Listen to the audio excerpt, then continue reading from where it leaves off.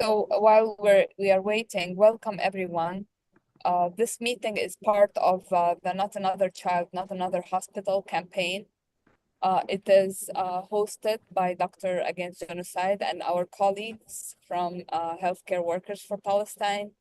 We made connections with our colleagues in Gaza, and we are hoping that they will join us as soon as they can. As you know, connections are extremely difficult with Gaza, so we will be lucky if we have them even for a few minutes. In the meantime, we will just share with you, most of you probably know about Not Another Child, Not Another Hospital campaign, but we can go through a quick review to explain what it's all about and encourage you to join us and lift our message.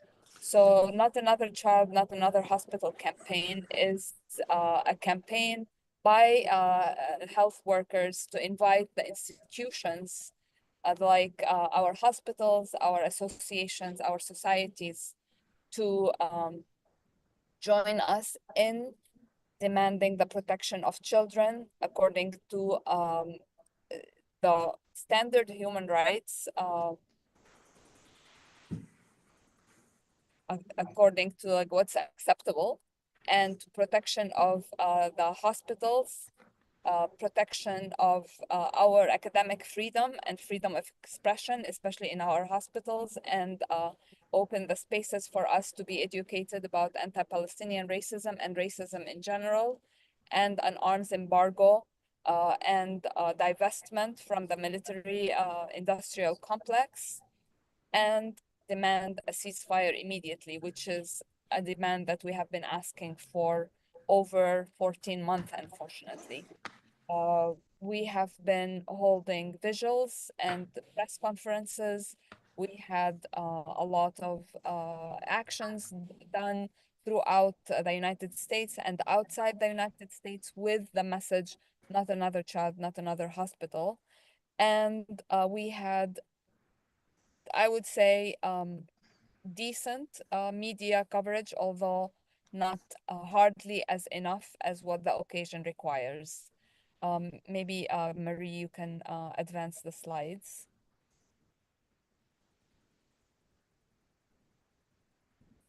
This is a video that is compiled from different actions from all over the world, actually, with medical providers and doctors and nurses calling for our institutions not to be complicit in genocide. This is from Sweden, this is from Michigan. This is from Colorado. I don't know where this one's from. Vancouver, I think. Portland, Oregon. Portland, Oregon. Thank you so much, Maxine. Thank you, Maxine. Thank you. If you recognize yourselves, please raise your hands. This is from DC. This is from DC again. This is Dr. Jbour. I don't know if you can hear. It's okay. Maybe you can advance the video just till the end.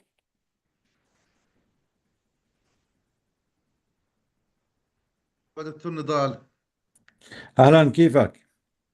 Oh, this is دكتور رأفت هون؟ أهلا وسهلا فيك. Yes, he's here. So, So we can stop sharing and just focus on Mr. Al-Majdalawi. So again, thank you everyone for being here. My name is مساء Dr. الخير لك وللزملاء كلهم. بعرفش أستاذ رأفت. أعطيني دقيقة بس عشان أقدمك. الله يخليك. Just give me 1 minute. Again, my name is Dr. Nidal Jbour.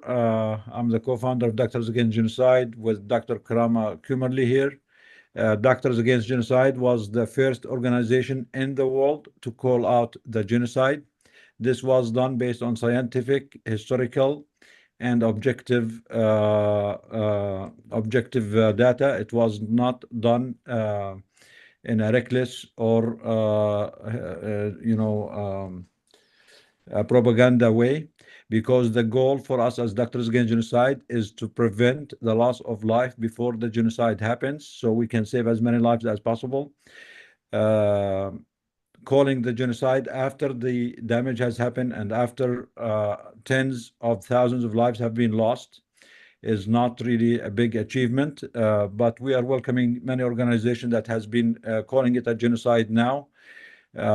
We want to make everyone know that Doctor Against Genocide had a principled position when they called the genocide early on in October. We had hundreds and hundreds of genocide scholars and Holocaust scholars and legal scholars who agreed with us that this is a genocide, this is a pending genocide, and it is our goal and our objective and our mission as doctors and healthcare workers to call it early on to save lives. Those who did not call it a genocide then are actually the ones who are reckless. They are the ones who sacrificed tens of thousands of lives and traded that with their professional safety or organizational safety, and because of second interests or worry about access here or access there. Doctors Against Genocide refused to do that, and we refuse to do anything unprincipled, anything that risks the life of people. As Dr. Hawash mentioned, we launched the Not Another Child, Not Another Hospital campaign to protect the children in Gaza and everywhere else in the world, to protect the doctors in Gaza, the hospitals, the healthcare workers in Gaza, and everything else in the world, because this is our job. This is what we go to school for. This is what we swear the oath for.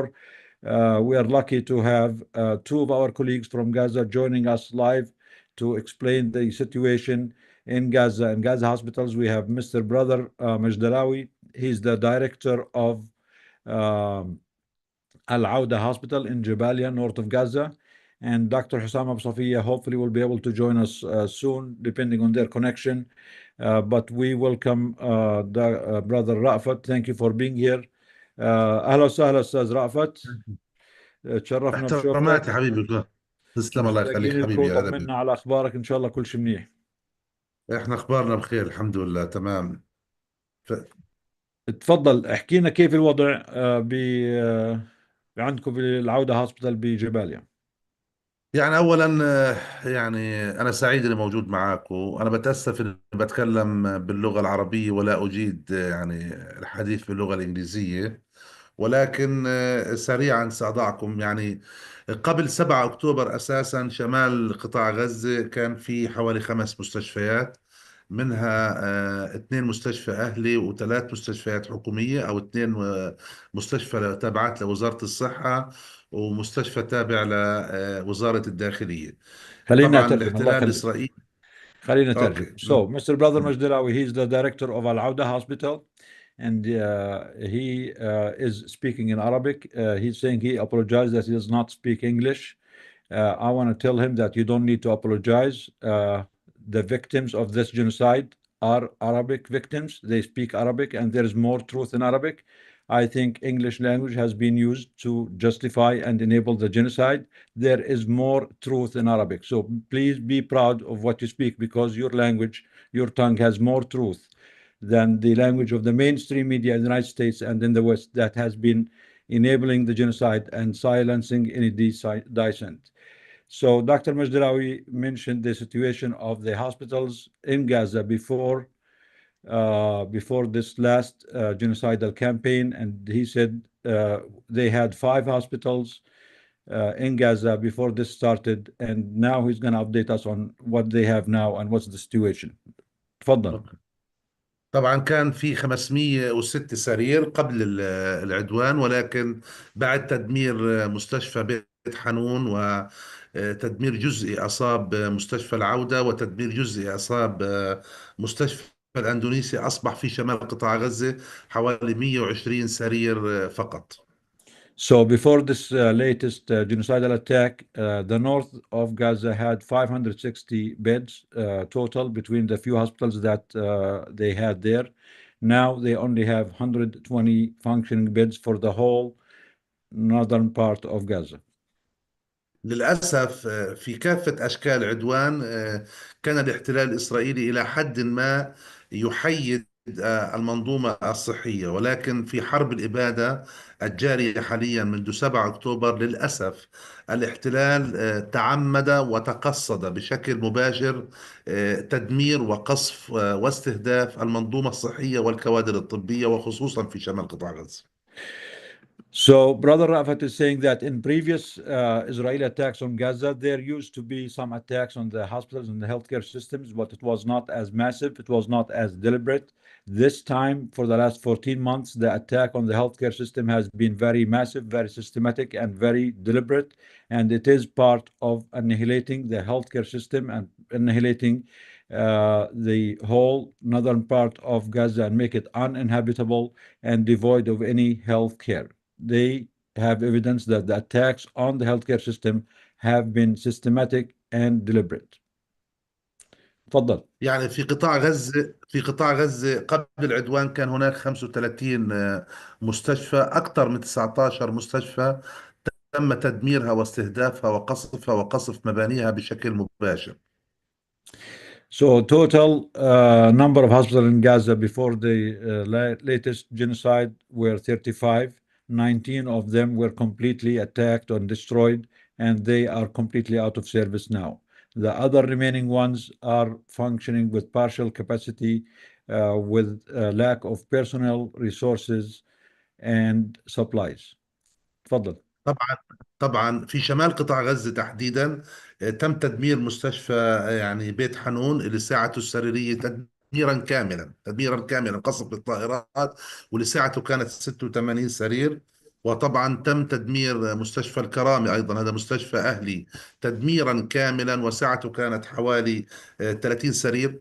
وتم استهداف مستشفى العودة بطريق يعني بشكل جزئي، وتم تدمير قسمي مبيت بسعة 50 سرير وغرفتي عمليات، بالإضافة إلى أنه تم تدمير جزئي لمستشفى كمال عدوان وأخرج أكثر من 100 سرير عن الخدمة، وبالإضافة للاستهداف الجزئي المستمر لمستشفى العودة حاليا ولمستشفى كمال عدوان. أيضا حيد جزءا كبيرا من هذه الأسرة عن الخدمة بشكل مباشر. Thank you. So, Dr. Rafat said in the northern part of Gaza, 2 hospitals were completely destroyed and they are completely out of service. That is Mustashfa, the hospital of Beit Hanoun, with bed capacity of 86 beds, and Al Karama Hospital with 50 beds. These hospitals completely shut down and completely destroyed. There is also a partial destruction of Al Awda Hospital and a partial destruction of Kamal Adwan Hospital, both of them and in the north.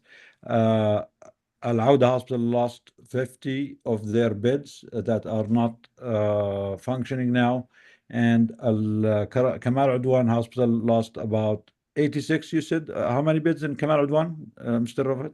كمال عدوان 118 سرير خارج على الردم. 118 beds. 118 مم. beds in Kamal Adwan Hospital are out of service now. طبعا تفضل. للأسف كمان لم يكتفي الاحتلال بذلك، أيضا منع إمدادات المستشفيات بالسولار والمستهلكات والمستلزمات الطبية وقطع الغيار والزيوت المعدنية إلى آخره. هناك قيد وتقييد حاد جدا لمنع إمدادات المستشفيات، وبالتالي إذا لم يصل السولار وإذا لم تصل الإمدادات الطبية وإذا لم تصل عينات الدماء والمستهلكات والمستلزمات، بالتالي المستشفى لن يكون قادر على العمل. In addition to the destruction, there is a complete blockade on the Gaza hospitals, especially in the north, with complete blockade on fuel, medical supplies, medications, and personnel. And without these, even the partially functioning hospitals, they cannot do much in these circumstances. طبعا أيضا للأسف لم يكتفي الاحتلال بذلك. جباليا نفذ فيها الاحتلال منذ بداية منذ بداية العدوان أو الإبادة 3 عمليات عسكرية. في كل عملية كان يحاصر المستشفيات ويقتحمها ويعبث في محتوياتها ويقوم بإتلاف كل مكوناتها.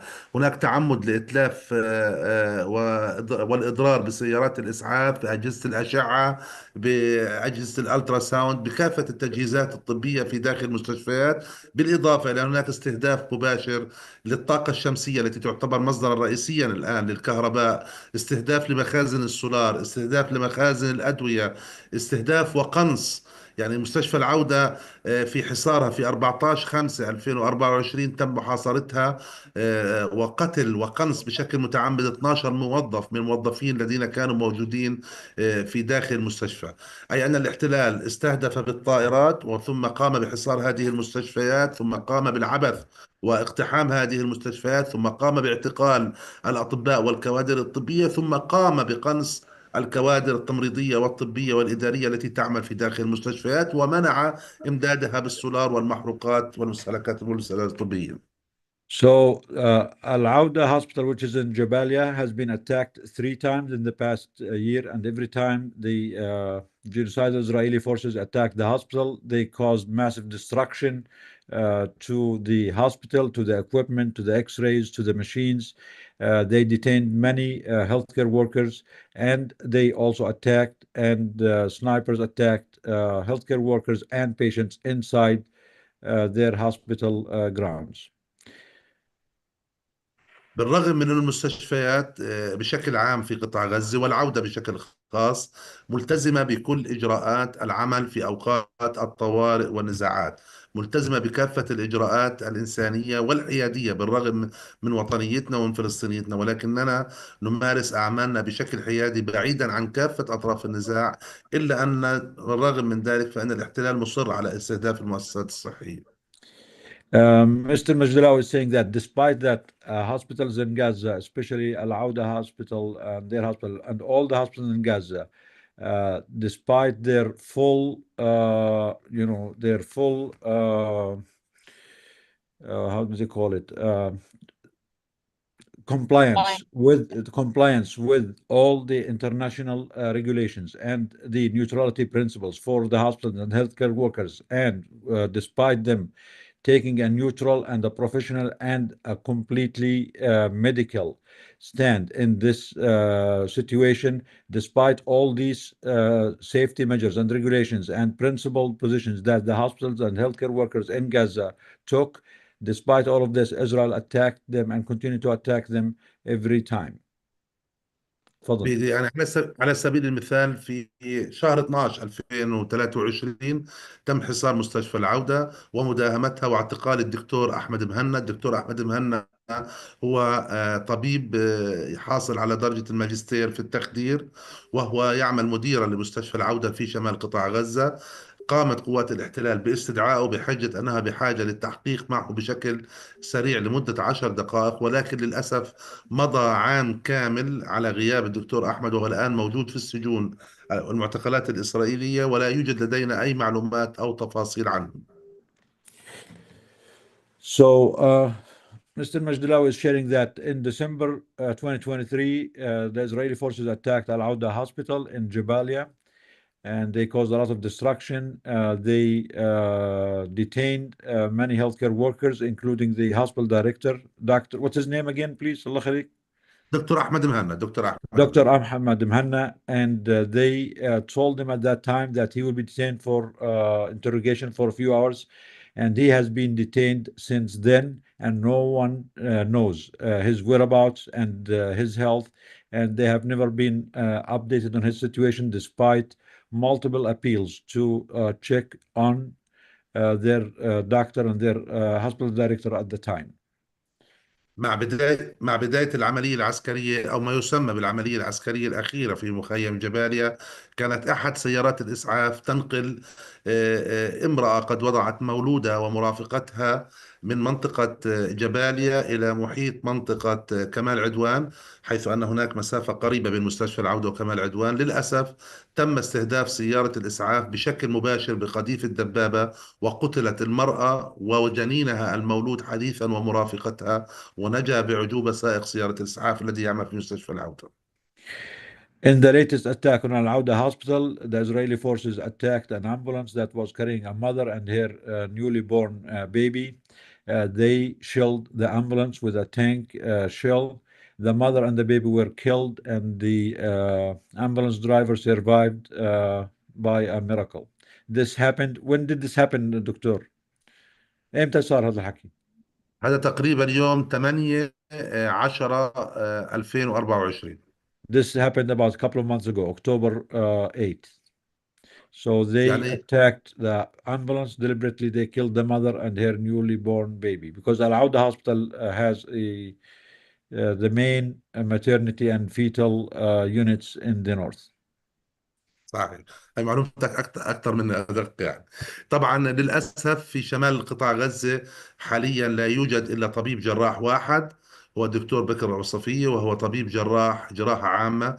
هو يجري في شمال قطاع غزه كافه العمليات الجراحيه، يعمل في مجال الجراحه العامه، ويعمل في المخ والأعصاب وفي الفاسكولار وفي كل التصنيفات، لأنه الطبيب الجراح الوحيد الموجود في شمال قطاع غزة. وطبعا قوات الاحتلال الإسرائيلي حاصرت مستشفى كمال عدوان في هذه العملية، واعتقلت طبيب العظام الدكتور محمد عبيد، ولحقت هذا الاعتقال باستهداف الدكتور سعيد أبو جودة. سعيد جود. سعيد جودة للأسف بعد اعتقال محمد عبيد وسعيد جود واستشهاد سعيد جودة لم يبقى في شمال قطاع غزة ولا طبيب عظام متوفر هناك. فقط الجراح الموجود حاليا هو الجراح بكر أبو صفية الموجود في شمال قطاع غزة، والذي يعمل في مستشفى العودة ويقدم بعض الاستشارات في مستشفى العودة وكمال عدوان.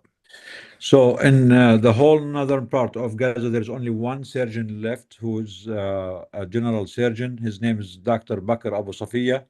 And because he's the only one left, he is forced to do all kinds of surgery, including vascular surgery, neurosurgery, orthopedic surgery, because there's no one else to help him. There was two orthopedic doctors who were helping him in the past few months. One of them is Dr. Saud Judi. He was murdered, Allah yarhamu, by these genocidal forces about 2 weeks ago. And the other doctor, who was also an orthopedic doctor, who was detained by Israel and continues to be detained until now. شو اسم الدكتور المعتقل لو سمحت؟ سعيد اللي استشهد سعيد جودة ومحمد عبيد اللي تم اعتقاله. Dr. Muhammad Abed is the doctor who's under detention now, and he was the last orthopedic doctor left after the murder of Dr. Saeed Judi. تفضل. للأسف أنا حاولت أقرب لكم الصورة. طبعا لا يوجد ولا سيارة إسعاف في شمال قطاع غزة.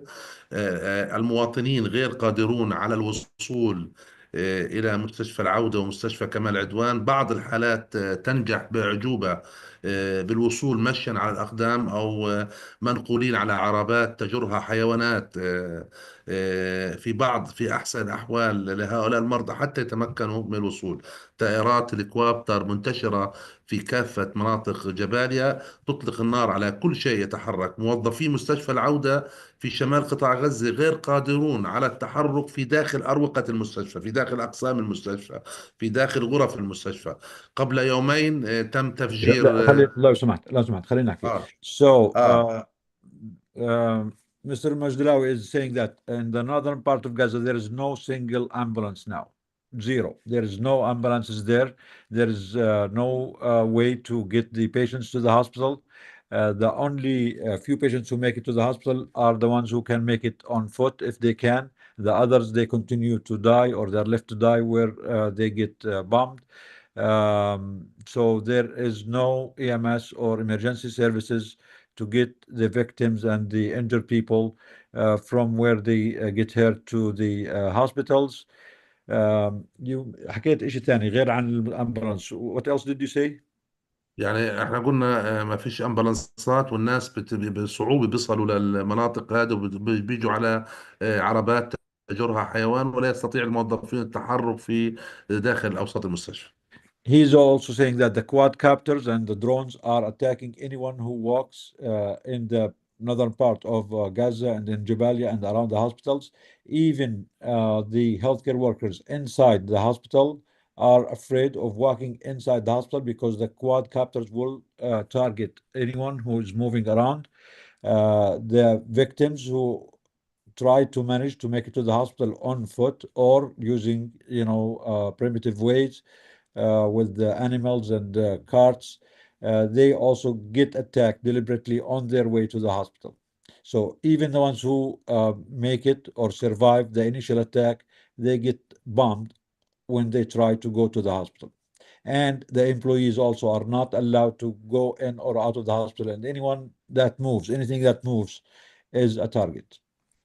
تفضل. يعني كمان هذه طبعا إذا نتكلم على الصورة العامة في التفاصيل، في تفاصيل الحياة اليومية. يعني هناك تحديات صعبة. في مستشفى العودة يوجد حوالي 70 موظف من الكوادر الطبية والتمريضية والإدارية. لا يعني هناك صعوبات في الحصول على المياه الصالحة للشرب. هناك صعوبة في الحصول على المياه اللازمة للغسيل والتعقيم، حيث أن قوات الاحتلال تتعمد بشكل متكرر قنص خزانات المياه. هناك تحديات جمة في الحصول على مصادر الكهرباء، حيث لا يوجد سولار، ويتعمد الاحتلال قصف وإطلاق النار على خزانات السولار، مما يؤدي إلى ضياعها. هناك قصف وقنص للنوافذ والشبابيك طوال الفترة. لا يوجد طعام، لا يوجد وحدات دم في المستشفيات. ومع ذلك أيضا يمنع الاحتلال أي محاولات من هنا ومن هناك أن نحاول أن نمد المستشفى في شمال قطاع غزة بأي إمدادات. للأسف على الحواجز المؤدية للمستشفى يتم إتلاف هذه الإمدادات وإلقائها على الأرض. So, Mr. Majdilawi is also sharing that Al Awda Hospital in Jabalia has only 74 employees and healthcare workers left. And they are trying their best to take care of the patients and the seriously injured patients that they have. And in the last few months, they did not get any supplies, no food, no fuel, no medical supplies, no equipment, no medications. They're trying to survive from what they get. Nothing has been allowed in the last 80 days. And even before that, when something is allowed or try to get in, the Israeli forces used to destroy these supplies and these equipments at their checkpoints. And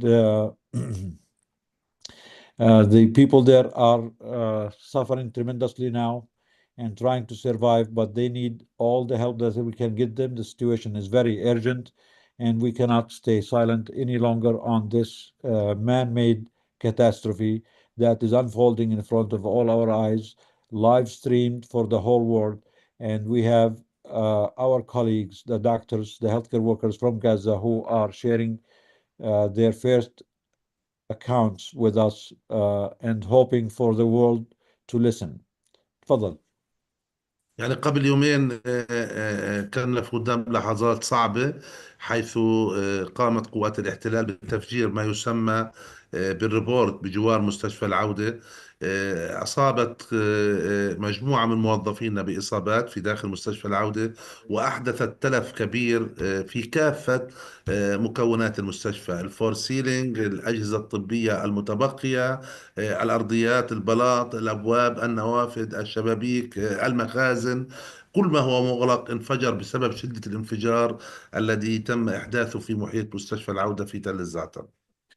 So 2 days ago, the Israeli forces deployed this autonomous robotic explosive device just near the hospital and caused significant damage to parts in the hospital and injured a few of the workers.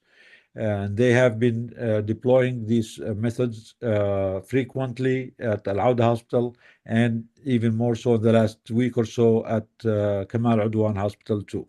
Dr. Hussam, hopefully, I mean, his connection is really bad at Kamal Adwan. They shut down the connections there. He's supposed to join us any minute, but it seems they have connection problems. Hopefully, they will be able to join any minute. But if not, that is the situation. That's why Dr. Hussam is not with us now, because their connection is very bad. تفضل أخ رأفت. يعني الواقع أيضا في مستشفى كمال عدوان، حتى نشير إلى بعض هذا، وفي مستشفى العودة للزعتر الواقع معقد. على مدار الساعة، في كل لحظة، في كل دقيقة، في كل ساعة تعمل طائرات الكوابتر على إطلاق النار في ساحات المستشفى في الأقسام هنا وهناك. الواقع بقدر ما نستطيع تصويره لكم هو واقع معقد. من أسوأ المشاهد التي رواها لي الزملاء بتاريخ 14/5/2024 تم محاصرة مستشفى العودة بالدبابات، وقدمت أحدى النساء وهي حامل إلى مستشفى العودة، ومعها مرافقتها ومعها طفلها الصغير. قوات الاحتلال التي كانت متمركزة بالقرب من المستشفى أطلقت النار على بطن الامرأة الحامل، وتركتها تنزف على الأرض على بعد عدة أمتار من مستشفى العودة، وبقيت أكثر من 17 يوما ملقاة على الأرض. نهشت الكلاب والحيوانات الضالة والكلاب الضالة جثتها على مرأى ومسمع والموظفين في مستشفى العودة، والذين لم يتمكنوا من تقديم أي شكل من أشكال الخدمة. هذا واقع صعب ومعقد جدا جدا جدا. So Mr. Al-Majdilawi is sharing that Kamal Adwan Hospital has been under constant 24/7 attack with the quadcopters that surveilling the whole area around it, and they will shoot anything that moves around, whether they are doctors, healthcare workers, or patients, or people even trying to seek some refuge or just moving around the area. He's sharing a very painful story that they had at Al Awda Hospital on May 14. Uh, a pregnant lady was trying to come to the hospital who was shot and left to bleed to death, her and her baby in front of everyone, and they were shooting around everyone, not allowing anyone to come and rescue her until she died. And her corpse was left to be mauled by stray dogs, and no one was able to do anything for her. But يعني هيك أنا بكون حاولت إلى حد ما أقرب الصورة اللي موجودة في شمال قطاع غزة. الواقع في قطاع غزة بشكل عام سيئا جدا، لكن الواقع في شمال غزة هو معقد ومركب وصعب جدا جدا. إمكانية الحفاظ على حياة الطواقم الطبية، إمكانية الحفاظ على استدامة المرافق الصحية أصبحت مستحيلة جدا بفعل الإجراءات الإسرائيلية التي تزداد تعقيدا. حقيقة أنا موجود في وسط قطاع غزة على اتصال دقيقة بدقيقة ولحظة بلحظة مع الزملاء والموظفين والعاملين والمتطوعين في مستشفى تل الزعتر في شمال قطاع غزة. الوضع مقلق جدا، في كل لحظة نسمع هناك خبرا، هناك انفجارا، هناك إطلاق نار، هناك استهداف. الواقع أصبح صعبا، وطبعا نحن نتمنى السلامة، ولكن نحتاج إلى ضغط كبير على قوات الاحتلال لكي تحيد المؤسسات الطبية والمستشفيات باعتبارها أعيان مدنية. يجب حمايتها وحماية أنشطتها وحماية طواقمها أثناء النزاعات والطوارئ، ولكن يبدو أن هذا الاحتلال لا يعير أي اهتمام لأي رد أو أي موقف أو أي مرجعيات إنسانية. Mr. Majdilawi is sharing that the situation on the ground is much worse than the description, and no matter how much we can describe the seriousness and the danger and the urgency of the situation on the ground, we cannot give it its gravity. It is much worse. He's trying to appeal to the whole world because the healthcare in Gaza, especially in the north, is collapsing. They cannot sustain this any longer. They are not able to provide any services. He himself moved to the middle of Gaza in Deir al-Balah, but he is in constant touch and communication with their hospital in Jabalia, which is Al-Aud hospital in Jabalia, and they are communicating with him how bad the situation is, and he can tell from just talking to them, and he can hear the constant bombing and shelling of the hospital, the surroundings of the hospital, and دكتور استاذ رأفت ايش توجه نداء لمين بدك توجه نداء للمساعدة بهذا اللي بصير في وضع اللي بصير في غزة؟ للأسف إحنا في قطاع غزة بصراحة فقدنا الثقة في كل ما هو يعني في أي جسم بالإمكان أن يمارس ضغطا على هذا الاحتلال. لأن الاحتلال ضرب بعرض الحائط كل الإجراءات وكل الأعراف الدولية، ولكن ما زلنا نناشد ما تبقى من هذا العالم الحر من المتضامنين الإنسانيين في كل العالم أن يمارسوا ضغطا. لا نعلم كيف سيكون هذا الضغط، ولكن ندعو لممارسة الضغط لتحييد المؤسسات الطبية والأعيان باعتبارها أعيان مدنية. قرارات الأمم المتحدة، قرارات مجلس أمن لم يعيرها الاحتلال يعني أي وزن أو أي اعتبار، ولكن سنبقى نناشد ما تبقى من هذا العالم. Thank you. So he's appealing to the whole world to protect the healthcare community, the hospitals. These are neutral institutions. They are protected under all international laws, all international humanitarian laws, all human decency and universal values. These are institutions that are there to tend to the victims, to the injured, to the needy. They are not political institutions. They are not armed. They should be protected and stayed out of any conflict. That is the basic minimum that our colleagues in Gaza are asking us, are demanding of the world. And this coincides with our campaign that actually was designed to support and elevate the voices of our colleagues when we said not another child, not another hospital, because children and hospitals and healthcare workers should always be neutral, should never be a target, should never be attacked in any conflict. These are innocent people, and we echo Mr. Majdawi demand for an immediate ceasefire to save the civilians, the poor people who have suffered enough and more than enough in the last 14 months. The whole system is collapsing. The hospitals, the healthcare workers, the civilian infrastructure, the childhood, and we are sending an urgent appeal to all human beings of the world, all politicians in the world, all institutions, all governments, to please stop this madness, this mass slaughter, this massacre that has been going on for 14 months. There has never been an excuse to start it, but at this point, after 14 months, definitely there is no excuse to continue with this killing, this mass slaughter in front of our eyes, in our name, with our tax money, with our weapons, with our bombs. دكتور رافت ايش كمان حابب تشارك؟ يعني هيك أنا بس حبيت أقرب الصورة، لكن مع التركيز على شمال قطاع غزة، الواقع في كل قطاع غزة واقعا صعبا جدا، وأي حلول للنظام الصحي تحتاج إلى جملة كبيرة من التدخلات. إذا كان لي متسع أن أقول أن هذه التدخلات أولا يجب، احنا نقول يجب ولا نعرف على من سنضغط. كل المنافذ المؤدية إلى قطاع غزة مغلقة، لكن يجب فتح المعابر حتى يتم إخراج حالات كبيرة من المصابين الذين لا يوجد لهم متسعا في مستشفيات قطاع غزة، الذين يحتاجون إلى التحويل إلى خارج قطاع غزة. هم أكثر من 25 ألف مريض يحتاجون إلى خدمات وتدخلات صحية عاجلة. للأسف نحن لا نتحدث فقط عن المصابين والجرحى، نتحدث عن مصابي الأورام والأمراض المزمنة والأورام السرطانية والكلى والقلب، لأن معظم المستشفيات التخصصية التي تقدم هذه الخدمات تم استهدافها وتعطيلها.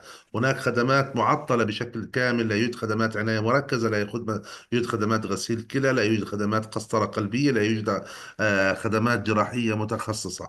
بالتالي إخراج هؤلاء المرضى، ليس فقط الجرحى، يجب إخراج الجرحى ويجب إخراج المرضى المزمنين.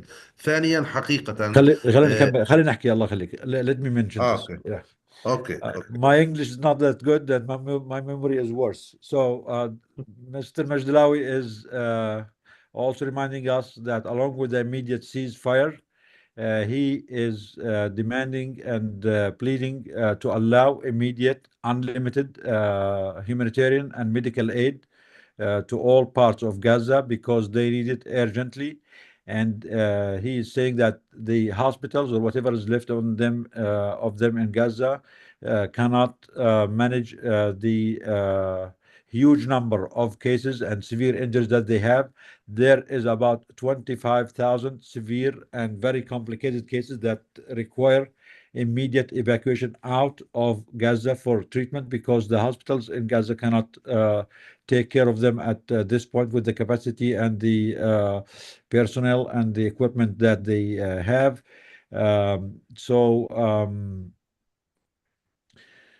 I forgot something else. نسيت إشي يا أستاذ رأفت. يعني هو غزة زي ما قلت ما فيش فيها أي خدمات الآن صحية، يعني ما فيش خدمات عناية مركزة، وهدول المرضى وأورام Yes, وعمليات كلها. and also whatever is left of the hospital is unable to cope of the acute injuries, the cases of acute trauma that they are receiving every day. But the other part that we sometimes forget is the regular patients with the chronic illnesses and those who require chronic care, the heart patients, the dialysis patients, the cancer patients. There are few partially remaining hospitals and emergency room for the acute trauma, for the acute cases, but there is zero healthcare infrastructure for chronic illness. There is no treatment for any chronic illness in Gaza. And what the Lancet mentioned that the indirect death toll of this genocide in July was about, they estimated it to be 180,000, which is a very conservative estimate. It is most probably more than 250,000 people. And this counting or taking into account the indirect death toll of this genocide that includes all the elderly people, all the people with chronic illness who have not been able to get or have any medical care in the last 14 months. And you can imagine this. Imagine if this is happening in your town. All the patients that we are seeing here in our hospitals, in our clinics, who require chronic care and regular care, they have not received any care in the last 14 months. Imagine the cancer care patients, the terminal patients, the heart disease patients, the dementia patients, the dialysis patients. All these people are going to die. Many of them already dead because of the lack of any healthcare, any medications, or any even proper housing or heat or enough food, clean water. All these things are killing people every day, every minute as we speak. And this is added on top of the people who are dying from the bombs and the shelling and the quadcopters. تفضل أستاذ رأفت. طبعا التحدي الثاني انه هذا العدوان وهذا حرب الاباده خسرنا العديد من الكوادر الطبيه، سواء بالقتل والاستشهاد، سواء بالأسر في داخل المعتقلات، سواء بالنزوح والهروب من الواقع الصعب إلى خارج قطاع غزة. بالتالي أيضا نحن بحاجة إلى إمداد المنظومة الصحية في قطاع غزة، أو ما تبقى من المنظومة الصحية في قطاع غزة، بالكفاءات البشرية اللازمة. كنا في بداية العدوان نقول أننا بحاجة إلى التخصص كذا أو التخصص كذا، ولكننا الآن بحاجة إلى كل التخصصات، في التخدير، في الجراحة العامة، في جراحة الأوعية، في جراحة القلب، في كافة في مجال التحاليل الطبية، في مجال التمريض، لأن الكوادر الطبية أنهكت بطريقة صعبة جدا ومعقدة جدا. So Mr. Rafat is saying that at the beginning of this attack, Gaza lacked only certain subspecialty surgeons and subspecialty medical, personnel.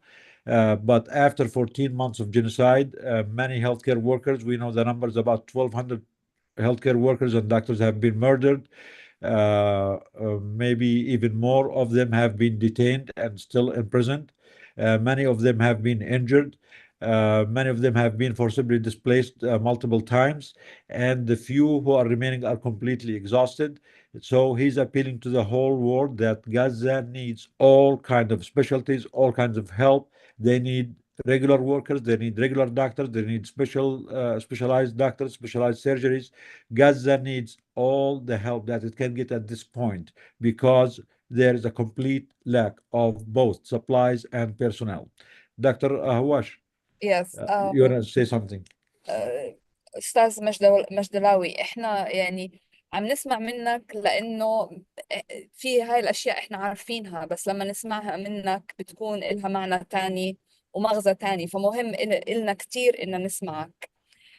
السؤال اللي بعض الزملاء عم يطرحوه، إحنا بنروح على الشغل وبنروح على البيت ويعني حياتنا طبيعية.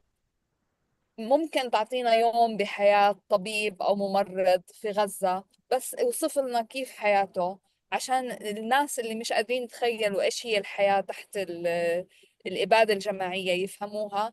رح أترجم سؤالي بالإنجليزي بس قبل ما تجاوب. I was asking Mr. Majdawi, based on some of the questions of the chat, we want to listen to the testimonies from the medical professionals in Gaza, not because we don't know, but because we really want to hear it from the first witness, the people who are undergoing this. We want to honor them that way. And we want also to I asked Mr. Mashlawi to tell us what does a day in the life of a nurse or a doctor in Gaza look like right now, just so that we can imagine it better under this genocide condition. يعني بصراحة في مجموعة من المشاهد قد تكون مؤلمة، وقد لكم أن تتصوروا. في بعض موظفين الأطباء والكوادر الطبية الموجودين في شمال قطاع غزة، وتعلمون أن شمال قطاع غزة مفصولا عن جنوب قطاع غزة حاليا، جزء من أسرهم هجرت الشمال. يعني هو بقي يقدم الخدمة في مستشفى العودة في شمال، وأسرته وأطفاله وزوجته وذويه غادروا إلى شمال قطاع غزة. أولا جزء كبير من الكوادر الطبية لم يرى دويه وعائلته منذ أكثر من 14 شهر. شوف، هذه كارثة ومصيبة. جزء منهم استشهد أقاربهم. هو موجود في الشمال واستشهد أقاربه في الجنوب، ولم يستطع أن يودعهم أو يراهم، لأنه لا يمكن الوصول والتحرك من الشمال إلى الجنوب لأن هناك قطع. تصوري أن أحد الموظفين قد فقد زوجته أو ابنه أو أخته وأخيه، وهناك حالات، ألا أتكلم عن حالات افتراضية، ولم يستطع من توديع أو إلقاء نظرة الوداع الأخيرة على هذا. جزء من الزملاء، أحد موظفي الإسعاف في مستشفى العودة في النصيرات في وسط قطاع غزة، تلقى نداء بالتوجه إلى الميدان لأن هناك إصابة.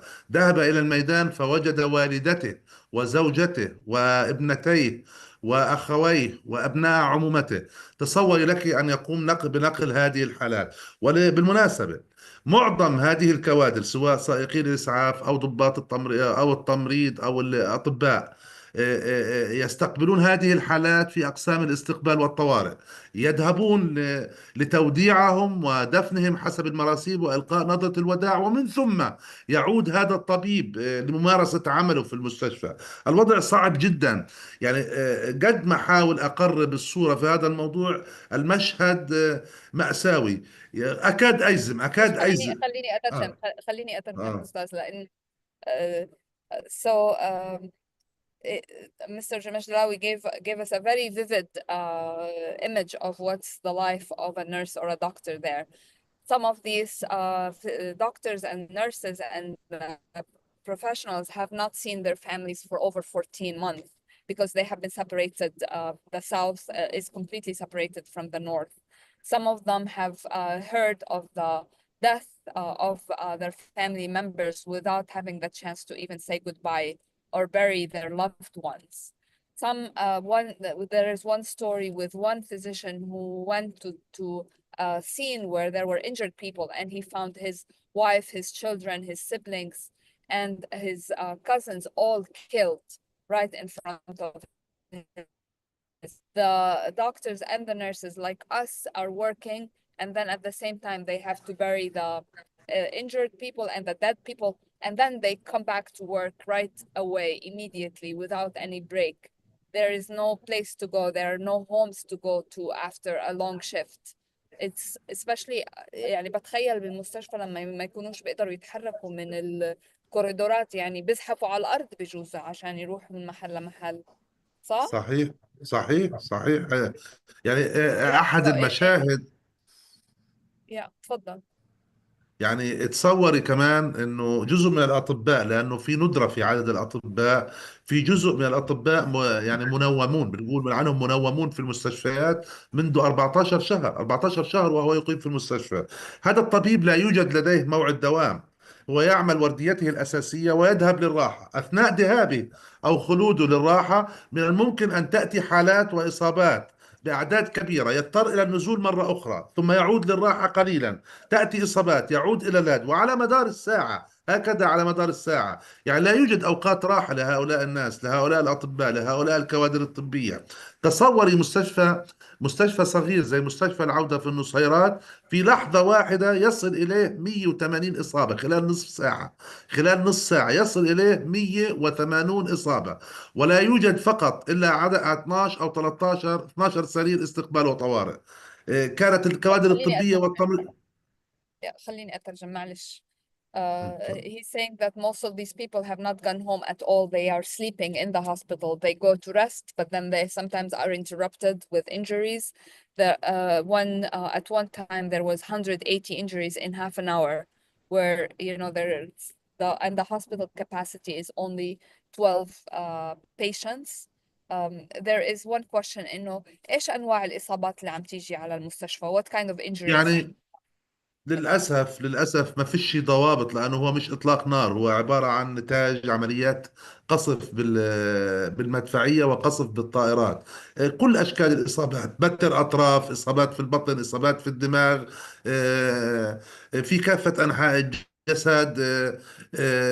تأتي إصابات. كمان ما فيش فئات، بتيجي امرأة وعجوز يعني يتم استهداف. أنتم عارفين قطاع غزة فيه نزوح، فبالتالي الناس بيستقبلوا بعض، يعني بيستضيفوا بعض في أماكن.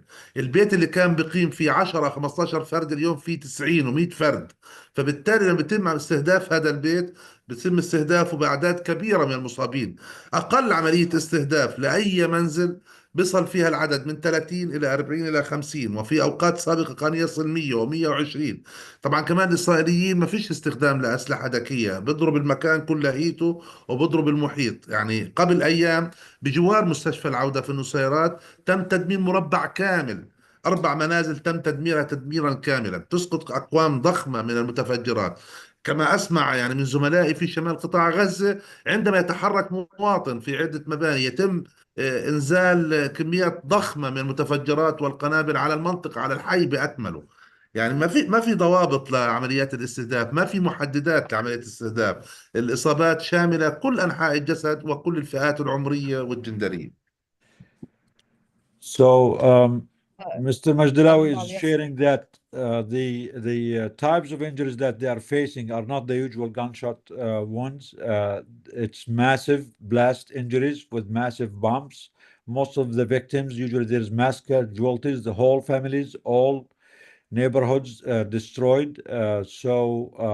Most of the people either die there, or the ones who survive usually have very complicated and very massive injuries, not the usual simple, gunshot wounds here and there. ايش كمان كرامة or مستر مجدلاوي، ايش كمان حاب تحكي؟ الله يخليك. يعني إذا دخلنا في تفاصيل الحياة الإنسانية بالمناسبة، جزء من الأطباء مثلا تمكن من إرسال زوجته وعائلته إلى خارج قطاع غزة. كمان في حرمان من العائلة، في حرمان من الموارد، في حرمان. بالمناسبة كمان للأسف السياق الاجتماعي والاقتصادي اللي بنعيشه في غزة، طبعا ما فيش سلع، في ارتفاع عالي من الأسعار.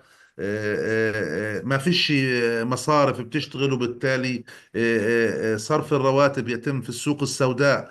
هذه الكوادر الطبية بالمناسبة بتخسر 30، مش الكوادر الطبية لحالها، كل من هو يعيش في غزة، ولكن اللي بياخذ راتبه بيخسر منه 30%، لأنه أنتم عارفين بيتم التحويل من الجهة المشغلة بشكل آلي، أو محوسب، وبالتالي عشان يضطر هذا الموظف أو الطبيب أو الممرض أنه يحصل على النقد بيذهب لمكاتب الصيرفة والسوق السوداء.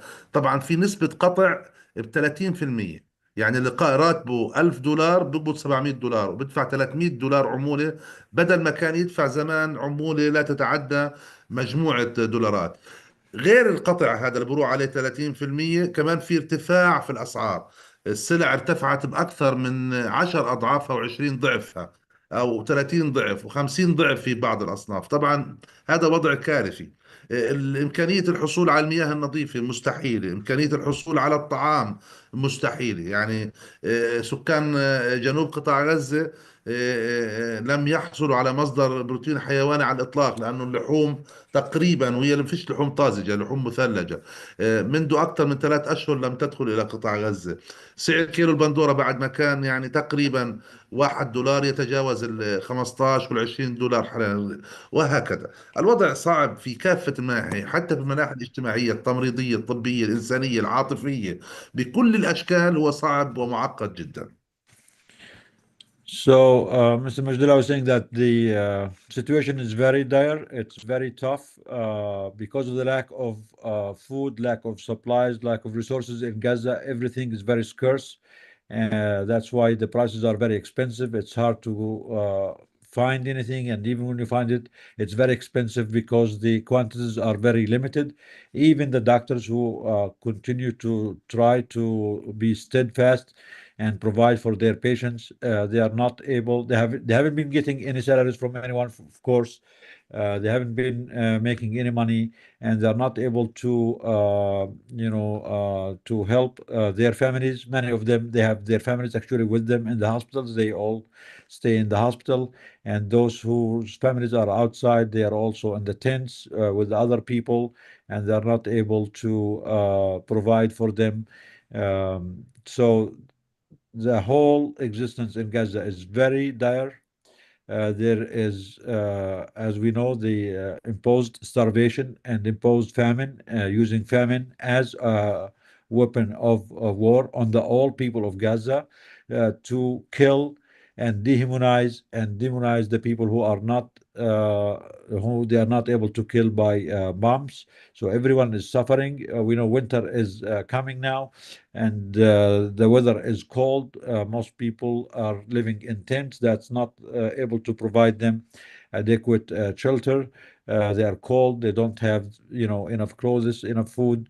The water is not clean. It's very hard to find any clean source of water, and everyone is suffering regardless. بدنا نحاول. احنا دكتور حسام حاولنا يجي معنا، بس شكله الاتصال مع انقطع او ما فيش عنده الوضع اتصال. الوضع الوضع في كمال عدوان صعب جدا. دير بالك في اطلاق نار، واعتقد في اضرار حتى في المستشفى قبل شوي صارت يعني. Yeah, so Dr. Hussam tried to join us for this call, but I think he said that the situation is very hard, the connection is very hard, and they can be attacked any minute. Unfortunately, he is not able to join, and we are worried for his life, for his safety. Mr. Majdalawi is also confirming that the Kamal Adwan Hospital is under attack now. And let's all pray for their safety, for our colleagues, for the patients, for the victims, for the children. We do have a few videos that Dr. Hussam shared with us earlier today. He shared a few of the children who were injured 2 days ago that they have in the ICU. Ribhi, please, if you can share those videos. And there is also an appeal from Dr. Hussam to the world, and especially to President-elect Trump, to try to intervene and protect life, protect children, protect the doctors, the healthcare workers in Gaza, because the current administration have been very complicit and very silent on this. And we are appealing to President Trump, to his humanity, to take a lead on this. We don't trust this current administration anymore, and we really hope that President-elect Trump be the leader on this. We do trust the humanity in him more than the current administration, composed of war criminal President Biden, war criminal Antony Blinken, war criminal Austin. This is a direct message. Please, if you can allow this message to reach President Trump from doctors in Gaza, from Dr. Hussam Absafia, the director of Kamal Udwan Hospital. Karama, did you want to say anything? Yes, I do have one question that is coming up, and it's very important. Ustaz Majdalawi, الميشنز الميديكال ميشنز البعثات الطبية عم توصل على المستشفيات ولا بس توصل على مستشفيات محددة ما بتوصل للكل؟ وكيف بنقدر إن نحط ضغط على على ال WHO أو ال UN إنهم يدخلوا ميشنز أكتر؟ وين يروحوا هدول ميشنز؟ وين أكتر في مكان في حاجة؟ أولا قوات الاحتلال بتغير في إجراءات المنافذ والمعابر بشكل دوري، وهذا التغيير في السياسات والإجراءات الهدف منه إعاقة وصول الوفود الطبية والإمدادات سواء الغذائية أو الطبية أو المستهلكات، يعني بشكل متعمد. كل فترة قصيرة جدا يتم تغيير إجراءات استجلاب الوفود او استجلاب المواد او الماتيريالز او وهذا طبعا كل تغيير في الاجراء بيعمل اعاقه للامدادات واعاقه لوصول الافراد. حقيقه الان التحدي الاكبر قطاع غزه كما قلت قبل لحظات. احنا محتاجين لامدادات بشريه في كافه المجالات، ولكن المناطق حسب الاولويه. طب شمال قطاع غزه بحاجه ماسه إلى وصول وفود طبية إذا كان الاحتلال يمنع إلى ذلك، ومن ثم مدينة غزة الآن فيها انكشاف في الخدمات الطبية، انكشاف كبير في الخدمات الطبية. طبعا عندما أقول انكشاف حتى لا يعتقد البعض أن الأمور نموذجية، احنا نتكلم ما بين السيء والأكثر سوءا والأكثر سوءا. يعني لما نقول جيد يعني هذا مستوى السيء، بس هنقول الآن مقبول لدينا بالمعنى النسبي. الاحتياج الأكثر في شمال قطاع غزة، الاحتياج رقم اثنين في مدينة غزة، الاحتياج رقم ثلاثة في جنوب قطاع غزة. So Mr. Majdawi is saying that the medical situation in Gaza is catastrophic. There is a huge need of everything, including the doctors, all kinds of healthcare workers. The need is greatest in the northern part of Gaza, second in the city of Gaza, but even in the south there is a lot of need too. He's saying that the medical missions, the doctors who are able to go in Gaza, their numbers have been cut down very drastically in the last few months by the Israeli authorities. But even those who are allowed in are only allowed in certain hospitals. In the north, no one has been allowed in to offer any kind of significant help in the last 80 days. So there is a huge, huge need in northern part of Gaza, and the few missions that are allowed in, under a lot of pressure, are only allowed to go to the south. Ribhi, are you there, Ribhi? Can we share the videos from Dr. Abu Safiya that he shared with Yep. us earlier, please? Just 1 second. So, Dr. Abu Excuse. Safiya, unfortunately, let's pray for him, please. Pray for his colleagues in Al Awda. They are being attacked as we speak, so he could not join. But these are the videos that he shared with us from the children that they are trying to take care in his hospital, and this his urgent appeal that he's sending to President elect Trump. Stay with us, brother Ra'fat. We will need your comments also, your advice on this too, please. Okay, going to share the appeal from Dr. Hussein. Okay, you can see my screen, right? Yes, we see him now.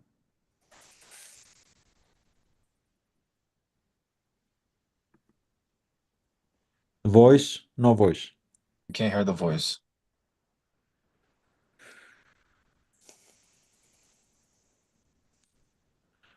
All right, I'm gonna look at this. Sorry, guys. It's okay. Take your time. We know it's all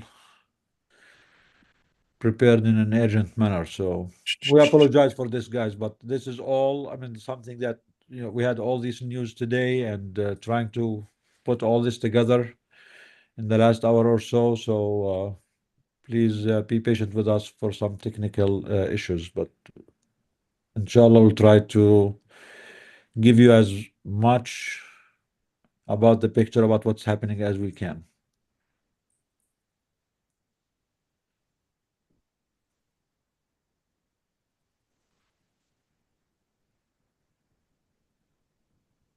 All right, let me know if you can't hear.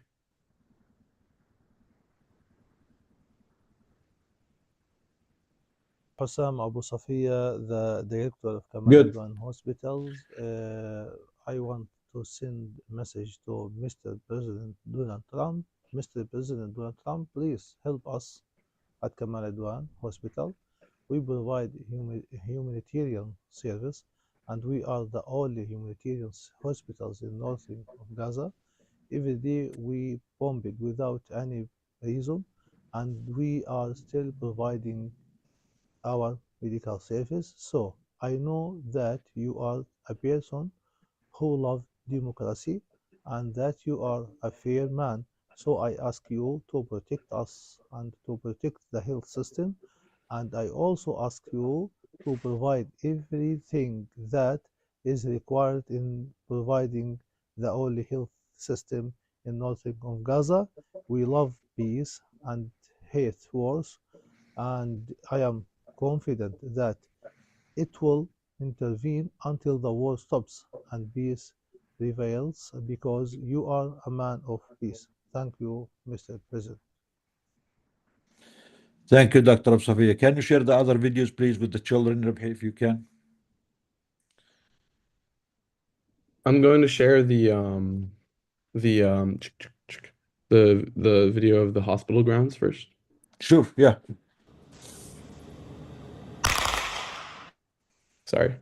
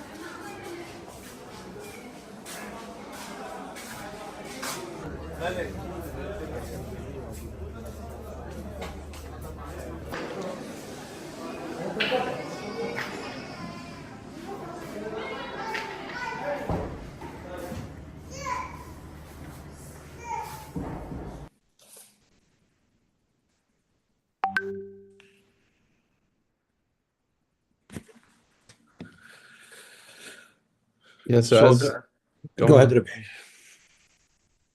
No, you go. We do have other videos, but because they contain children with massive injuries, I think Rabhi is advising that we don't share them here because they will flag the whole video or they might take it down. But we will post them on Instagram and we'll be able hopefully to share it with you by tomorrow.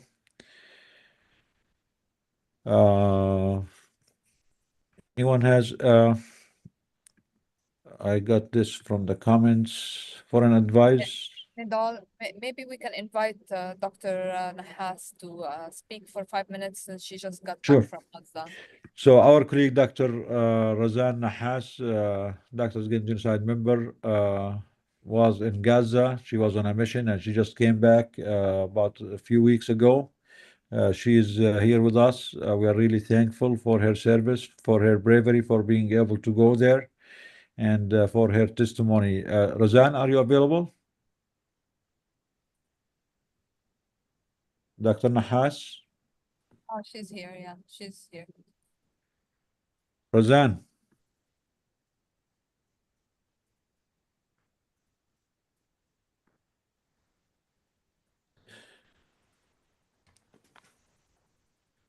Okay, she just said she got tied up with a patient, so she's not going to be able to speak. Oh, okay. So Dr. Nahas will not be able to speak. Maybe she can join us later once she's done with her patient. I have patients waiting, but I'll go and see them soon. Should we go with the rest of our program? Yes, yeah, let's do that. So, Ribh, if you can share also the slides that we have, please. We have another two speakers. I hope they're still with us.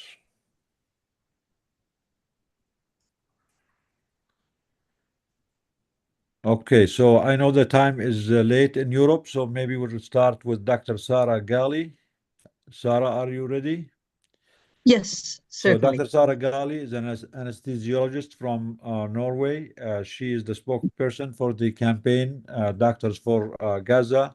They have been doing a lot in Europe and in Norway, and she's going to share with us their experience, the type of work they're doing, especially with divestment.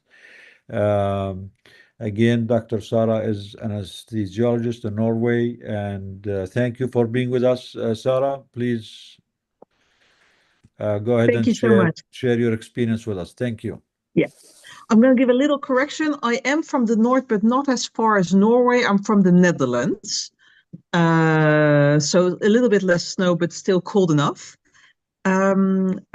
Doctors for Gaza started in beginning of November, end of October last year as an advocacy group of healthcare workers here.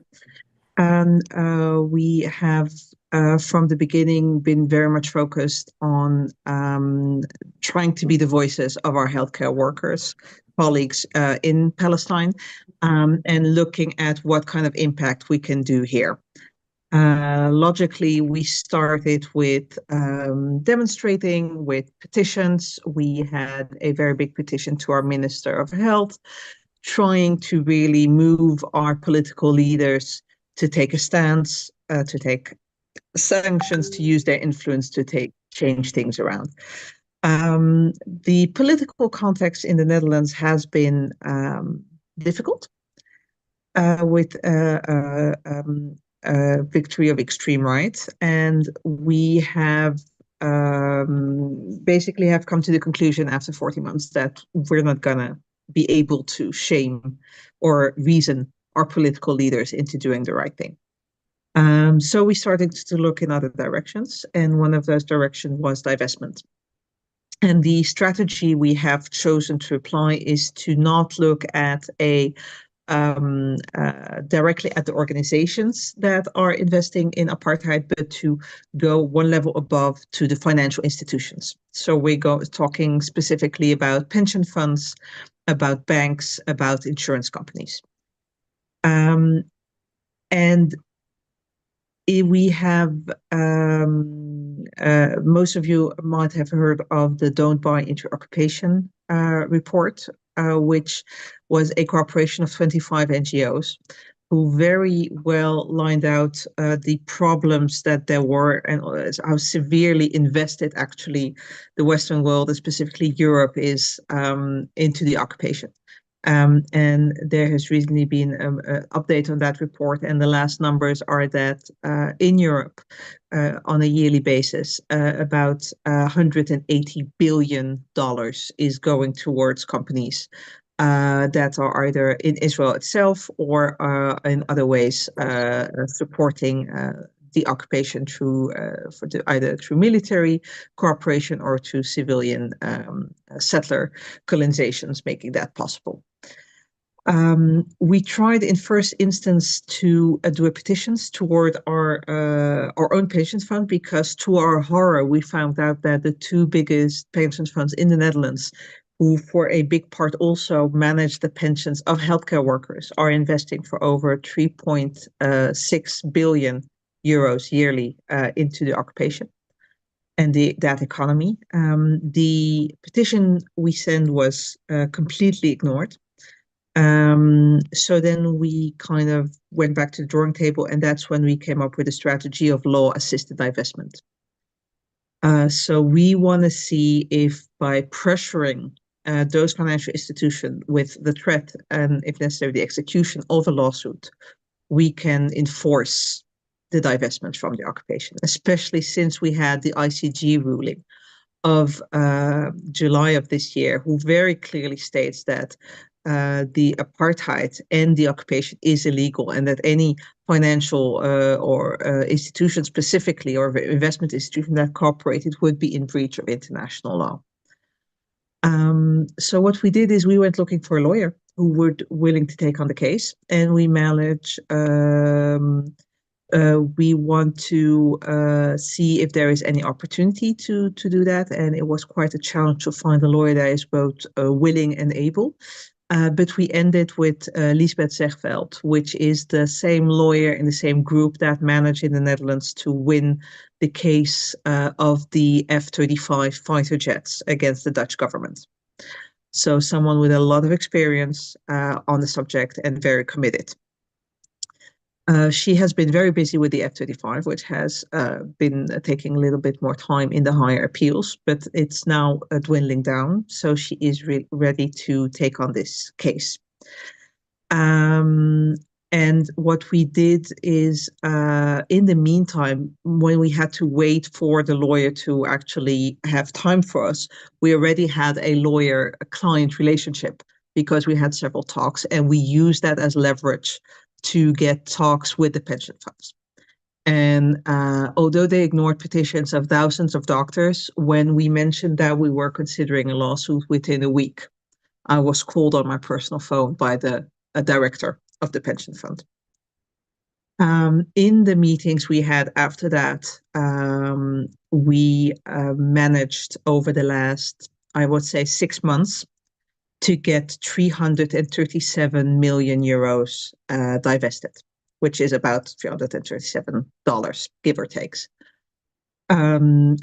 First step was 140 million we got divested by completely divesting that pension fund from Israeli companies.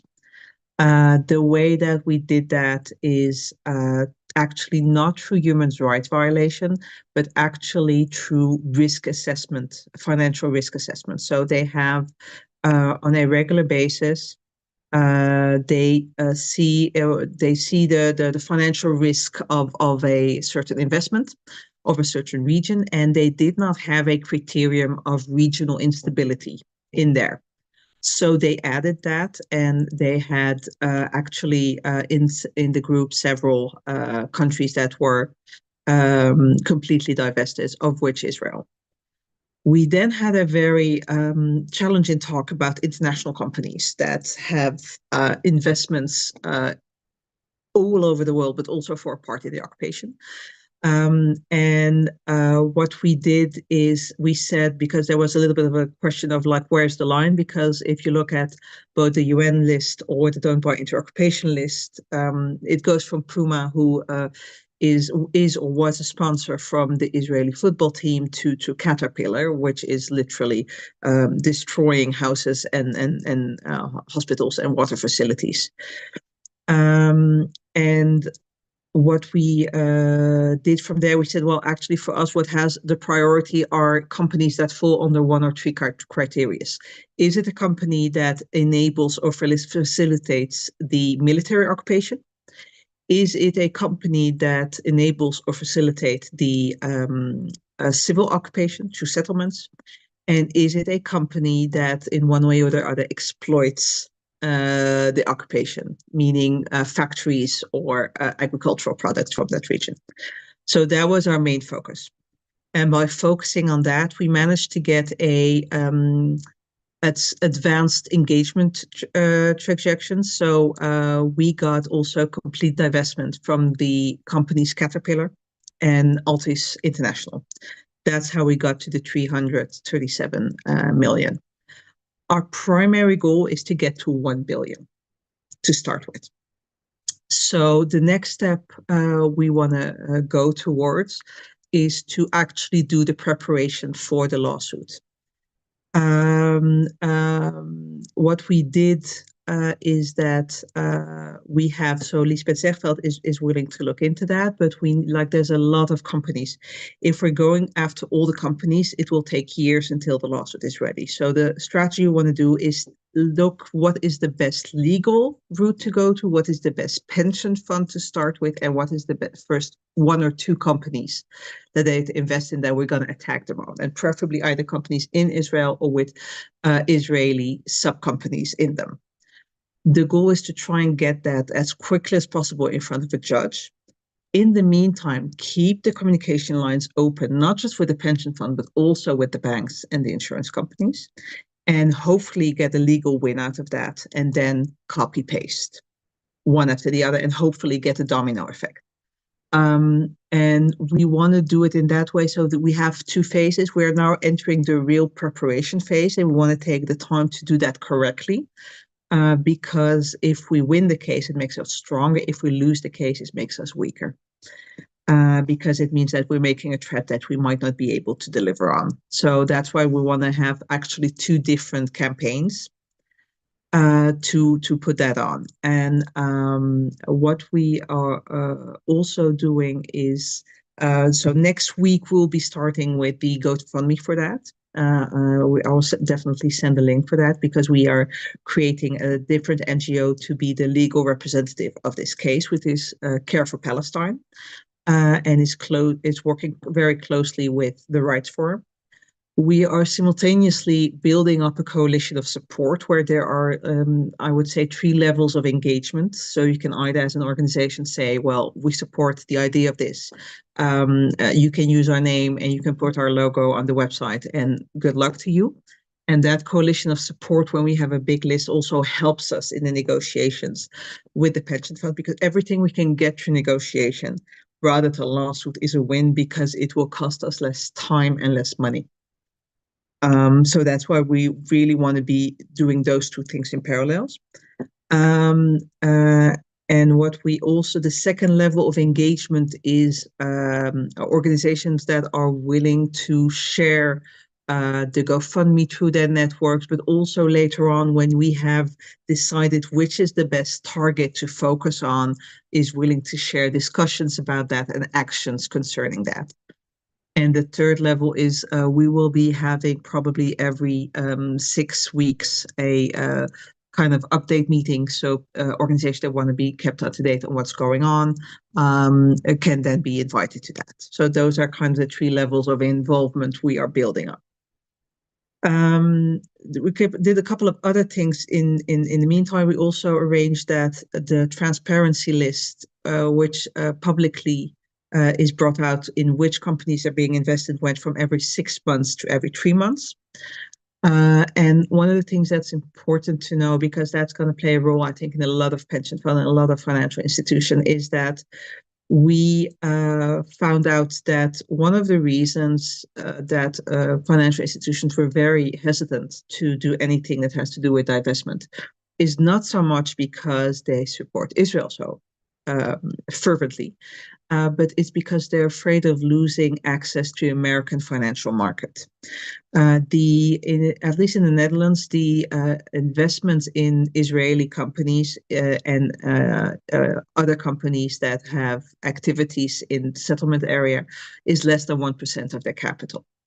So that is something that is not that difficult to alter. The problem is that in the past, when there have been some attempts of divestment, there have been threats that would result in a losing of the license to be able to trade in America. And the problem is, both for the banks, the insurance company, and the pension funds, the American market is 1/4 to 1/3 of their capital. So that is something they cannot afford to lose. So they need to be very cautious about that. And that means that because the interests are so vast, we're not going to get them to move unless we bring a pressure that's at least as strong. And what we've seen is that if we look at the last 14 months, the places where we had the best results was really in the courts. It's where we had with the ICC with the arrest warrant for Netanyahu. It's with the F-35 when we had an arms embargo that was forced to the Dutch government. It's with the ICJ and their pronouncement, and that's because in the court there is still more place for truth rather than bias. So that is the domain where we have the best case, because when you take away the prejudice and the bias, it's a very clear case. And then we stand a chance. So that's where we want to take that fight. Our standpoint also as a health workers collective is that there is, considering how it's going, very disheartening to see that every effort to help or to build something or to bring help in is being actively sabotaged. And just focusing on humanitarian aid without tackling the underlying problem, which is the occupation and apartheid, is really like building a sandcastle in the tide and just waiting for the wave to flush it away. So we believe very much in not just fighting the symptoms, but fighting the cause. And then when you have a sepsis patient in the ICU, you're not just going to give some paracetamol to get the temperature down, but you need to do something about the underlying infection. So that's the standpoint that we have taken, that we managed also to get here in the Netherlands in mainstream media, where we said that we were very happy that there were some campaigns for like Not in My Name, and that is very good, but that we need more. That we need to as doctors really also talk about the cause of it and what we can do to assist in that. So that's a little bit what we're trying to do. One of the things that is interesting is that we looked into it together with the lawyers, and this would be the first time in the world that a pension fund would be sued like this for human rights violation. So that has the chance to really create a precedent. So I will be sharing the action next week, and at this phase, like I said, it's very much in preparation phase. So we really want to look at the legal strategy, and we hope that somewhere maximum halfway next year we will have a very clear plan of attack, saying we're going to focus on this pension fund, on these companies, and we're going to sue them, and we're going to up the pressure. I saw that someone asked in the comments whether there was some pushback from this. What we did very consciously, we did not seek out actively the media, because we don't see any advantage in that. It would be waking up a lot of people that are very much are going to give counter pressure. There's already a lot of counter pressure, because while we were negotiating with this pension fund, we know that a couple of weeks later there were people from the CD and other organizations that were very pro-Israel, very hard lobbying to maintain these investments. So, but we did not feel that bringing it to the general public would have any advantage. At this point, we want to go for results, and also the pension fund that decided to divest has cooperated so far. We're hoping to get more out of this, but we don't want to. They have chosen to do so also without shouting it from the roofs, to not get themselves into more heat than necessary. And as long as they are doing the right thing, whether it is for financial risk or for other reasons, of course, it would be personal preference. That would be wonderful to make a statement, but I think that in this case, we are aiming for results rather than having that publicity that goes with it. The other thing that's interesting to know is the advantage that we have compared also to America is that legal procedures are less costly than they are in America. And we are talking about such huge sums of money that can be divested that you have really a fantastic return on investment. So the preparation phase is about 20,000 euros. and we're counting that the actual lawsuit will be about 400,000, which is a sum of money. But if you think that with less than 500,000, you might be able to get 1 billion divested, and we're already on a third of that goal. We believe that that can be really an effective strategy and a good way to use our effort and our focus. And the thing is that once we have also a very clear company that we want to sue, we can use that the lawsuit also to get the public debate going, to make people realize, do you realize how much money we're putting into the occupation, the maintaining of the occupation and apartheid? Do you realize that it's your pension fund that is financing that? And then at that point, we will be more targeting the larger public that is, I would say, maybe not completely actively anti-genocidal, but that does begin to have the feeling that there's something not adding up in everything that's going on. So it can really be used that way also. Thank you, yeah. Dr. Sara. Thank you for sharing this. And as we agreed, we are going to join forces, Doctors Against Genocide, Healthcare Workers for Palestine. We want to create a global healthcare community. You know, join forces to become stronger. As I told you, we are fully on board with your campaign, and we are ready to help in any way we can. And please join also us, and we're gonna hopefully learn a lot from your experience and try to duplicate this in the United States, to try to do similar actions. And again, no one of us alone can do it. That's why we need every and all our voices and all our tactics, whether legal or advocacy or medical. And we really appreciate what you did so far, and we're going to be joining your meetings, you said, every 6 weeks. And please share with us the material as we agreed for tomorrow. Yes. And we will be updating our members here also about what's happening and the updates of this campaign. Mr. رأفت, شكرا لك انك كنت معنا. Thank you for being with us. I know it's late from Gaza. You are muted. أنت mute على mute. But انت اوكي حبيبي اوكي دكتور. فشكرا لك. انا هلا سمعت, I just heard from Dr. Abu Sahfiya. He just sent me a voice message, and the reason he did not join because the hospital is under attack as we speak. It did slow down a little bit, so he might be able to jump in for a minute or two. I'm not sure, but it's very, very serious there, very dangerous.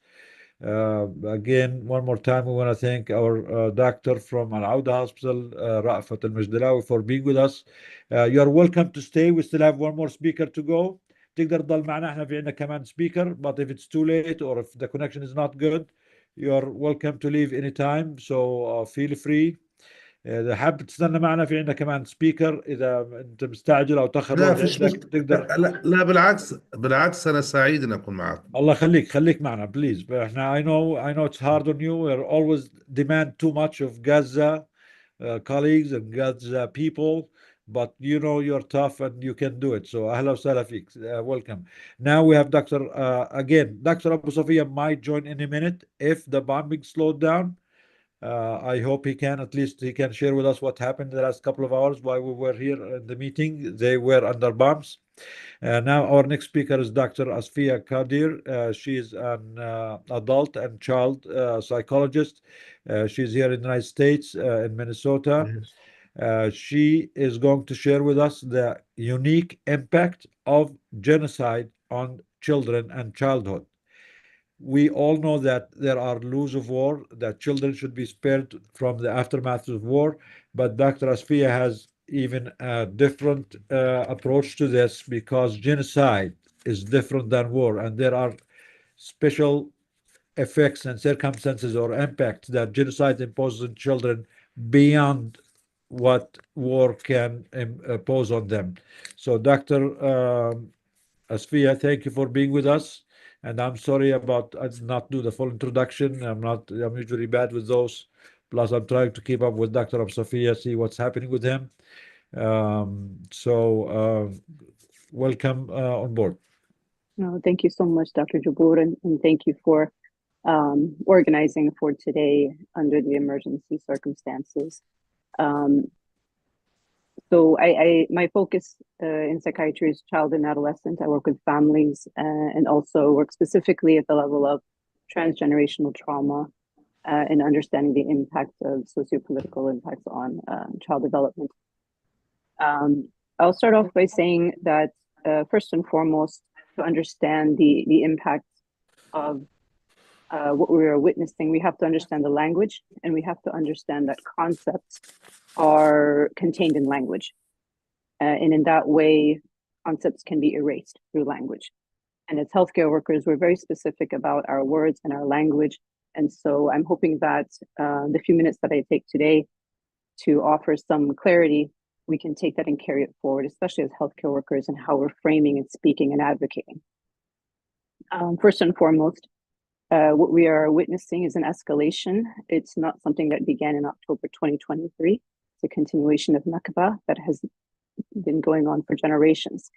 And so we need to understand that our Palestinian colleagues, healthcare workers, child advocates, psychiatrists, therapists, social workers, they have been doing this work, teaching and educating and advocating for years and generations.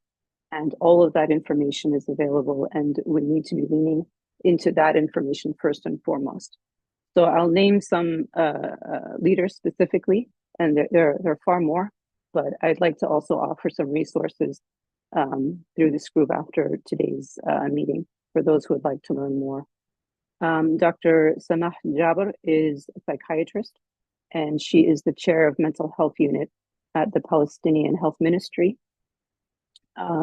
Dr. Yasser Abu Jami is psychiatrist with a master's in neuropsychiatry, and he's the director of the Gaza Community Mental Health Program for many years. The Gaza Community Mental Health Program is the largest mental health program in Gaza, and specifically, just to put it in context, before October 2023, I believe there are more than 20 different psychosocial support interventions integrated into UNRWA clinics at the level of primary care. But the Gaza Community Mental Health Program is uniquely Palestinian and specifically organized around treatment at the interface of sociopolitical justice and mental health.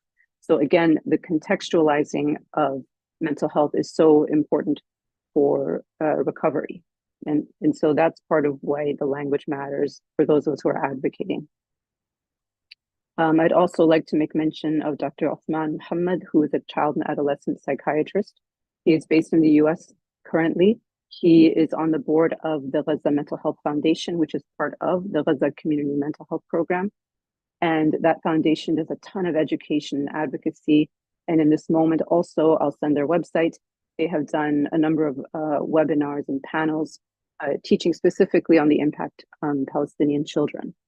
And so again, all of that knowledge is available. We need to avail ourselves of it. Dr. Jomana Kaplanyan is a psychotherapist and a social worker based in Bethlehem. And she is the founder of a mental health clinic called Psychology Spa, which specifically focuses on offering trauma-informed psychoeducation for children and their families. And she's been doing incredible work with her team there, and I'll send that information along as well so you can learn more about what she's doing and how to support that work. So that's the first and foremost thing as advocates, to make sure to center and learn from our Palestinian colleagues who have been doing this for years. We need to understand that we are not witnessing a war. First and right, we need to be very clear on this point. We are not witnessing a war. We are witnessing colonial genocide, and that is a very specific thing. War is something that is regulated by law. Genocide is prohibited, right? This is why there are not going to be laws regulating how to enact genocide. Genocide is prohibited. There is no exception to the prohibition on genocide. This is why the language of war is used as cover to commit genocide. This is what we've been watching all along. This is also why genocide denial, fervent, aggressive, hostile genocide denial is part of the commission of genocide, right? And so we have to be very clear that we are not witnessing a war, we are witnessing colonial genocide. Colonial genocide very specifically has a blueprint that it targets indigenous children, right?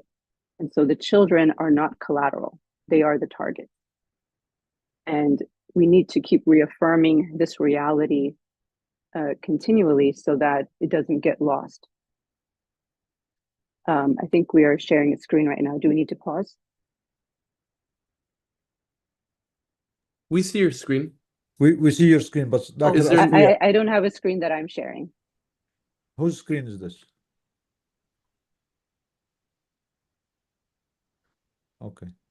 Thank you Okay. for calling that out. Yeah. Okay, So I didn't know if something was, we needed to pivot. So, Dr. Asfia, I just want to let you know that Dr. Abu Sofia might join us any minute. He's trying to get on the Yes. call. So if he does, we might interrupt your talk and you can Absolutely. finish after, but just because of the situation in Gaza. But go ahead. Go ahead with your talk. Thank you. Absolutely, absolutely.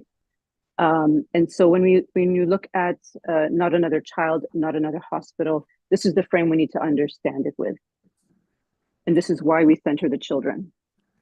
So colonial genocide very specifically has certain laws, practices, policies that in multiple layers target the children. And when you study the history of Nakba and you look at whether it's the military occupation, whether it's the use of the military carceral system, whether it's the siege, whether it's the disruption of education, the disruption and fragmentation of families, so many different layers, just to give you a perspective, through occupation, through apartheid, and in this moment through genocide. All of these together target the Palestinian children. And remember, Dr. Abu Sitta teaches us again and again, the children are the tomorrow. That is why they specifically are the biggest threat to the Zionist insistence on erasing Palestinian life, because the children are the future. So this is why we have to understand why we center the children, is because they are the ones who are primarily targeted. This has an impact on how we think about understanding the impact on child development. So, for example, there can be, very extensive volumes written on specifically what parts of child development are disrupted through very specific policies, practices, and laws over the course of the 76 years. What I will say more conceptually in this moment is that because the children are targeted, we have to understand that the goal of genocide is very different from the goal of war, for example. War has very specific political or military goals. Genocide has a goal of erasure of life, but also entire family lineages, erasure of language, culture, identity, memory, historical archive, past, present, and future. Right? We have learned this. Now, when we apply it to children, we have to understand a core goal of genocide is to destroy the means of rehabilitation of the people, to destroy the means of being able, and we're going to pause in this moment. So yes, I just wanted to add, because there was a question in the chat earlier, why they are attacking hospital. Like, can we ask them why they are attacking hospital? That you already answered that, Dr. Asfia. Like, the hospitals, the children, the civilian infrastructure, the intelligentsia of any country are the target. They are the deliberate target. It's not by accident, because once they destroy childhood, they destroy the future. Once they destroy the hospitals, the universities, the schools, the professionals, the intellectual people, they destroy the capability of that society to recover. This is done by intention, by design. That is the difference between war and genocide. In war, you do not attack hospitals, you attack armies. You want to win the war, you have goals for this war. In genocide, you want to destroy everything that can sustain or maintain the society, and that is part of the design. So thank you. I just want to bring this before we forget it to answer another question. So all these things are deliberate. They are part of the design. They are part of the genocide. It's not war. It's not the rules of war. Thank you. That was exactly the point I was going to say. So when we say not another child, not another hospital, say it with understanding all of this point. The healthcare system is the primary military target. It is the lifeline, right? And so when you think about what do children need to recover, they need all of society and all of those parts of society that include not only the healthcare workers and social workers and therapists, but they need their families, they need their communities, they need their spaces of growth and nourishment and development. All of that is being erased. And so when we think about children who are surviving genocide, they are surviving the attempted erasure of their identity. They are being left without their families, without their society. And so just to make the point very clear, there's a lot more that goes into understanding the layers in recovery. It has to account for all of these pieces. And so one thing that I'll end with then is, if I may humbly submit, when we talk about what is happening, instead of saying, the destruction of men, women, and children, don't leave it at "and children." And sometimes when I'm talking about it, I will actually say, this is the destruction of 1 million children and their families and community. And we need to center the children because we need to understand that the policy is to target the children first. This is why we heard the example about the sniping and field executing of pregnant women and women and children. And specifically, we've seen healthcare workers again and again talk about the targeted execution of children, right? And so this is not an accident. This is not in addition to, this is primary. And we need to be unapologetic when we talk about this, when we're advocating and teaching. And so when we go into our hospitals and we're trying to educate, especially with our leaders, we have to have this framing that the hospitals are primarily targeted to prevent recovery, that the children are targeted, because this is genocide. Yeah, thank you, Thank Dr. Asfia. And we heard it, day in, day out, multiple times from many families, many people in Gaza, that they always used to look at the hospital. As long as the hospital lights are on, they decide to stay. Once the hospital lights go down, they know there is no hospital, there is no place to save them if they get injured. So they start moving. So the hospitals, the institutions, the children are the sources of resilience, the sources that give people some peace of mind that at least if we get bombed, there's a place to go to. But once the hospital is destroyed, once the hospital shut down, they know that there is nothing left for them there, and they decide to leave. So that is also part of the ethnic cleansing campaign and the destruction of the Palestinian people as people, in whole or in part. So thank you. That was very profound, Dr. Qaadir. Thank you for your insight. And we're gonna, write more about this and put it more in, more, organized medical documentation, because the medical community has been silent for so long, and that's why we are here. We need to mobilize the medical community, and we need to change the way how the medical community thinks about themselves, about their role in society, their role, in the world. And we need to correct many of these misconceptions of the role of the medical community, and neutrality and the apolitical stance of the medical community, because protecting life is a medical mission. It's not politics. Anyone who infringes on life, on the sanctity of life, anywhere in the world, is putting themselves under the jurisdiction of the medical community, and that is our job. That is where we have and we should jump in, regardless if this is politics or not. If you don't want the medical community to come toward you, do not infringe on life, any life, anywhere else in the world. Anything that infringes on life, any war, any injustice, any oppression, any imposed famine, imposed poverty, imposed oppression, comes under the jurisdiction of the medical community. The job of the medical community, their moral obligation to protect life, the sanctity of life, because these all have devastating health and medical implications on the community, and they are public health hazards. These are not politics. These are medical interventions. So thank you, Dr. Asfia. Thank you, Dr. Sara. Thank you, everyone, for being here. Brother Rafat. I know I'm still waiting for Dr. Hussam. He might jump in and maybe give him a few more minutes. If you have any questions, guys, I know it's been long. It's almost 2 hours of this Zoom. But again, anything for Gaza, anything for humanity, anything to fulfill our missions as doctors. And I think the way what we're doing now actually is medicine. This is not politics.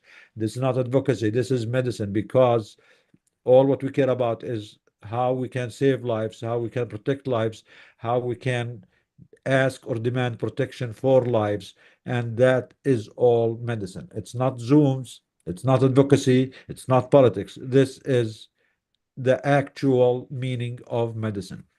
Anyone has any questions? Nabil, I know you're always there. Go ahead, Nabil. مرحبا دكتور رفعت. عزيز يعطيك العافية. الإنترنت ضعيف جدا جدا وأنا واقف في Dr. Hussam is online. Yes, Dr. Hussam is on the phone.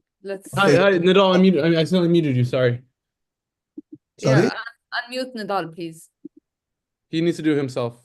Nidal, can you unmute yourself? Okay, this is Dr. Hussam, the last message from him. Hold on. أخي العزيز يعطيك العافية. الإنترنت ضعيف جدا جدا وأنا واقف في منطقة قريبة من الشباك اللي قد في طمع شديد جدا وضعيف جدا جدا. يعني بالكاد أنا بحاول أوصل لك رسالة كتابية لأنه لما بيكون الجيش والدبابات في محيطنا بيطلع الإنسان أو بيضعف وبيكون في تشويش علينا، فبدك تسامحنا عزيز. One more message, please. This was the message before. دكتور اللي بعته انت رابط يوتيوب، اذا في رابط زوم يمكن يكون افضل لانه الانترنت ضعيف جدا عندنا الان. دكتور يعطيك العافيه. سبب عدم مشاركه الان بسبب هجوم ناري مخيف جدا، اطلاق نار على النوافذ وعلى الشبابيك وعلى الاسطح،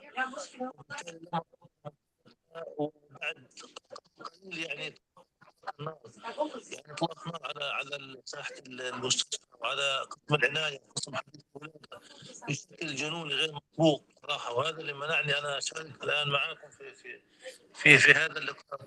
يعني قليل يعني تراجع اطلاق النار. So these are messages from Dr. Hussam. He could not join us because they have been under heavy attack in the last few hours. It slowed down a little bit now, but still not safe. The internet is very weak. He cannot make it. And the location where he is a little bit dangerous and risky. So he's apologizing from all of you. But at least we heard him. So thank you, everyone. And I'm still also working. Nabil, go ahead with your question, Nabil. هاي نضال. سلامات دكتور رفعت. يعني ما بعرف. Just before I go, Karama and Ribhi and Iman, can you take over, please, for me? Yes. Yeah, thank you. يا سلام دكتور رفعت. يعني ما بعرف شو بدي اقول لك. ما في كلام نقدر نوصف لك شو بدنا نحكي. يعني ما يعني فعلا شيء مؤسف، واكثر من هيك شيء مخجل. يعني شيء مخجل على اللي نحن اللي طرفنا نحن اللي عايشين بالغرب. لان انت دائما بتسالونا شو ممكن نعمل. انا اقول لك الصراحه، هلا بحكي بالانجليزي، بقولها بالانجليزي بعدين. يعني صرت حتى اتضايق بس اسمع من الناس شو ممكن نعمل. صار لها الحرب 442 يوم. 442 يوم وبعدنا لهلا بنسال شو ممكن نعمل نحن. انا قلتها للجماعه. صرت هذا لك ابني. صرت يمكن الناس يمكن يزعلوا مني من الحكي، بس نحن هون بالغرب لازم نعمل اضراب شامل بالغرب كله، حتى لو يوم بالشهر، مش بس للقطاع الطبي، للقطاع الخاص العام كله. لانه ما في شيء بالغرب بيفهموه الا المصاري. ما في شيء بيفهموه الا العمله. وكل شيء غير هيك كله حكي على الفاضي لحتى يعني لك اقرا الحكي هذا. I hate telling this. I'm gonna say it in English. So I've been telling Dr. Rafat is that we always ask ourselves, I always ask this question. I've been doing this for 35 years, and people ask that question all the time. What can we do? Well, this war has been going on, genocide has been going on for 442 days. I personally am really tired of hearing what can we do. What can we do is very simple. And I shouldn't say very simple. It's simpler than what you think. These people are losing their lives. It's okay if we lose a little bit of what we have near possession. Sometimes maybe, and I hate to say this, even if we have to lose our jobs, but I don't think we'll lose our jobs. If we do a global strike collectively once a month, half a day, that is pre-announced. If we can say every third Monday of every month, we're going to go on strike globally, healthcare or otherwise, until this thing comes to an end. We cannot keep asking ourselves, what can we do? We cannot. Sorry. That's it. Thank you so much, Nabil. So Nabil, you know, he said it in English too. We really have to think about how to strike and how to make a difference, because no matter what we do, we haven't been able to do anything. I'm just going to share one final thing that we want to share this meeting, and I'll share my slide. Can you see my slide? Yes, we Can you can. see? Okay. We see So your screen, so full screen your slide. yes. We see like your whole screen, so just full screen that window. Like we see your WhatsApp. Oh, that's okay. All right. Full screen it, full screen it. عصي على الأخضر، على الزر الأخضر. It is ربحي, it's full screen. لا, oh, because you're full screen. You're sharing Sharing the. You're sharing the wrong screen then. هيك Okay. أنا بعرف السلايد أنا بسويها. Okay, so I should like stop screen is sharing. I'll stop sharing. Stop screen sharing, I'll share you. Okay. Thank you.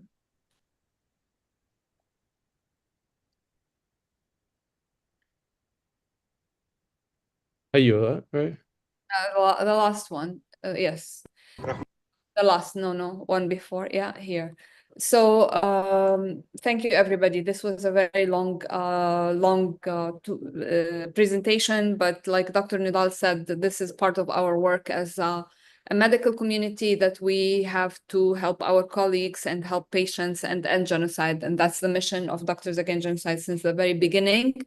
We appreciate everybody who has attended this meeting, who stayed, who commented, who thought with us, who sent prayers to Gaza, who listened to our amazing speakers, and to Rafat, and to Asfia, and to Sara. And we just wanted to update you on some of the things that we have been doing. We actually were able to send funds to Gaza with collaboration with healthcare workers for Palestine. And within our lifetime, they helped us tremendously. And we together were able to raise $70,000. We sent the money with some of another organization that sends aid, and we were able to buy beds and medications for which hospital was it? For hospitals in the south of Gaza. We were not able to get to the north, unfortunately. We have a donor who is giving us matching donations up to $50,000. So if we are able to raise 50,000, he will match 50,000, and we will be able to send another $100,000. And we are hoping to send coats and blankets, because unfortunately, this has been a year of genocide, more than a year, and it's so cold this year, and people are relying on blankets and coats to stay warm because they are in the tent. We are also working with many colleagues right now to prepare an amicus brief to support Dawn. Dawn is a nonprofit organization that's an advocacy organization, and they are suing the State Department because of not taking their own evidence when USAID and other organizations gave them information about the genocide and about the aid not being given, and yet they did not act on that, and the administration kept sending weapons and gave Israel full impunity. So we in the medical community, we have to take a stance legally, and we are trying to support our legal team with Dawn as much as possible. And we are investigating many avenues for that, including the divestment and including taking the perpetrators to court, inshallah. So, I also something else that I wanted to share with you. Ribhi, can you advance? Oh, Yeah, one more. Yeah, this is Worldwide. yeah, this is yeah, ready? here. Video Worldwide Foundation would like where Dr. these are the Against beds Genocide that were for bought. It's important to show this because, and we are waiting for more pictures because we really want to make sure that our donations reach the people that we send them to, and we also want to share with the donors that the money that we raised were successfully delivered to Gaza to relieve some of the agony that our brothers and sisters are experiencing there. Next, Can I just add one more thing, please? yes. Yes. Nidal. So sending aid and helping the victims and survivors of genocide is also part of fighting the genocide, because as an anti-genocide campaign and organization, Doctors Against Genocide, it is part of our responsibility on top of the advocacy and the legal work, which is to send aid, whether medical or non-medical, to the victims of genocide. So Doctors Against Genocide covers all aspects of genocide on every level, and we're trying our best to do whatever we can. Thank you. Yes, and we are indebted to healthcare workers New York who were instrumental in raising these funds for us within our lifetime, and they know who they are. They are on the chat here, so thank you guys. One last thing. Do we want to play the video?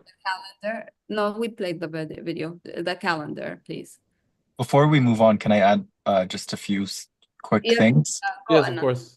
Inshallah. So actually, we are progressing with the fundraisers again. Healthcare workers for Palestine within our lifetime and Doctors Against Genocide. Inshallah, in the next week or two, we'll be launching another fundraising initiative. Hopefully, our goal is 100,000. So maybe we can get to that 50K and get 150 if we can get the match donations. We have a few actions that are planned in New York.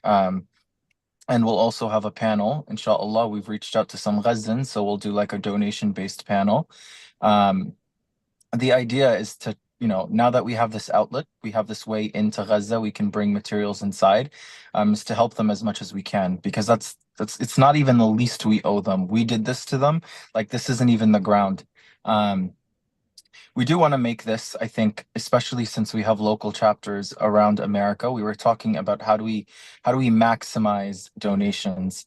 How are we able to get all of these local chapters involved so that we can get as much money as we can to send into Gaza? And this is something that we are working on now too, is to try to make this more a national level, whether that's hosting a dinner where you're at and donating the proceeds to this campaign, or an art show, or a market. It can come in any form.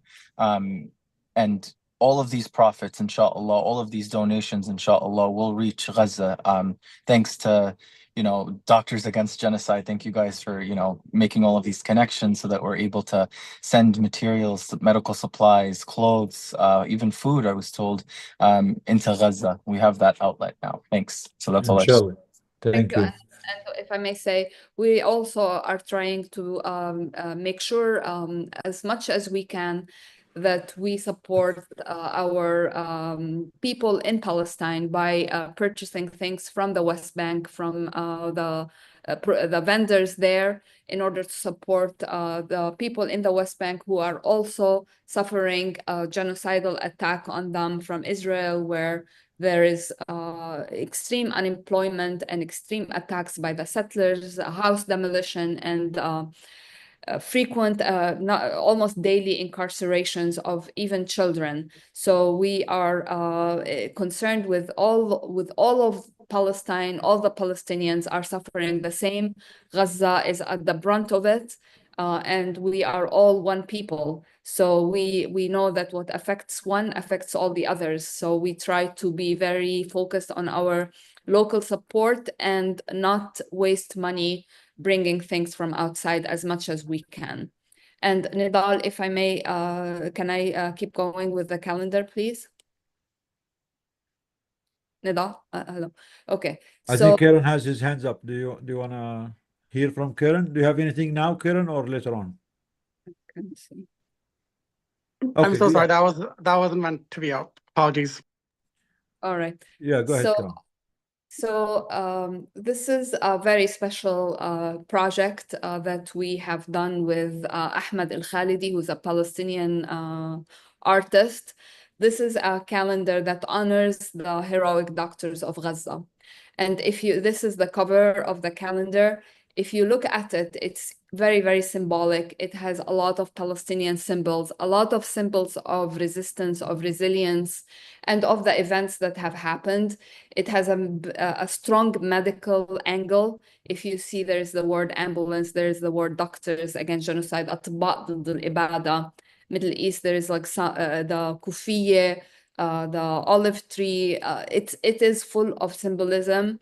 It's very touching, and I really would love for each one of you to check it out and see it. The proceeds from the sales will go into the fundraiser that we're talking about, but it's also something that we feel is very powerful in terms of memorizing the sacrifices of these doctors. And it is actually really beautiful. Ribhi, can you go the next one, please? I think we have another couple of. So this is Dr. Go back. This is Dr. Hammam al-Loh. Many of you know him. And this is the End Genocide banner across Qubbat al-Sakhra in Jerusalem. There's a story behind it. And if you ask me privately, I will tell you the story. Can I tell the story of Dr. Hammam al-Loh, please? Yes. So Dr. Hammam al-Loh is a doctor who said, we did not go to school for 14 years to leave our patients alone. And they persisted to stay in the hospital. They refused the evacuation. He continued to treat his patients, and they were murdered there.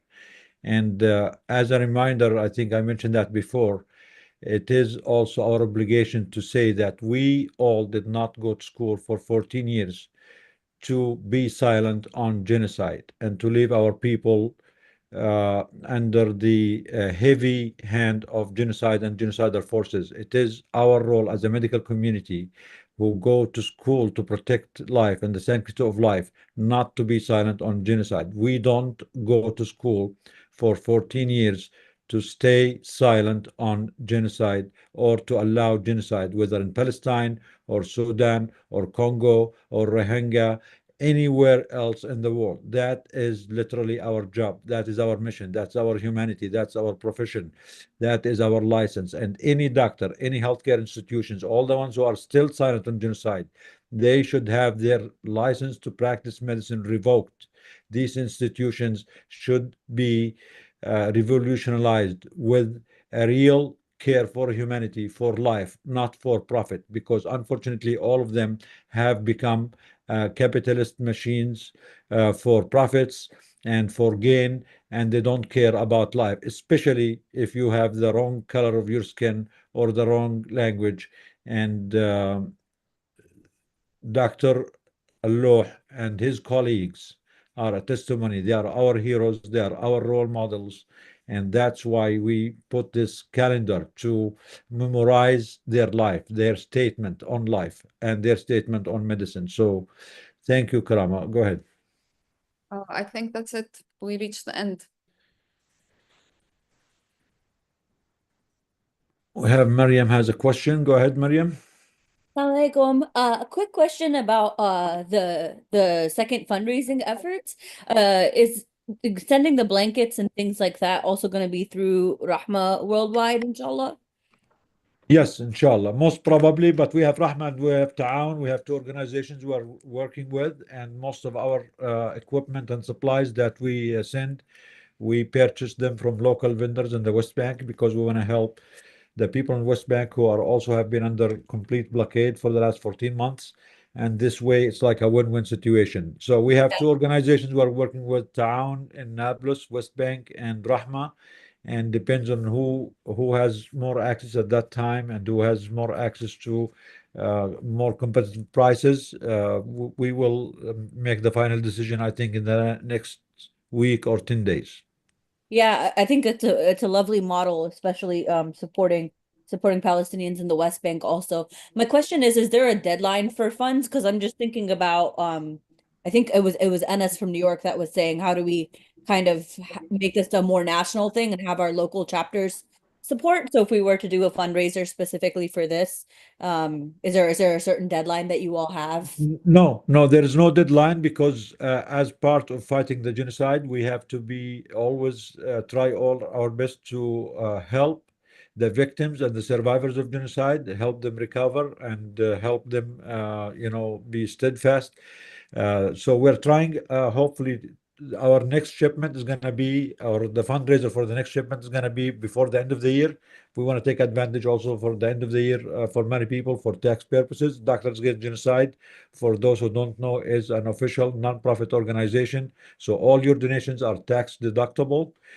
So please help us before the end of the year for our next shipment of more medical beds, more medications, and the winter campaign with more blankets and coats for children. But we are going to be having these, missions or these supplies sent every month whenever we can. We also, I don't know if we mentioned or not, we have two medical missions going into Gaza next month in January in coordination with Rahma. We have Sister Farasheen is working on this. It's kind of a joint venture between Rahma and Doctors Against Genocide.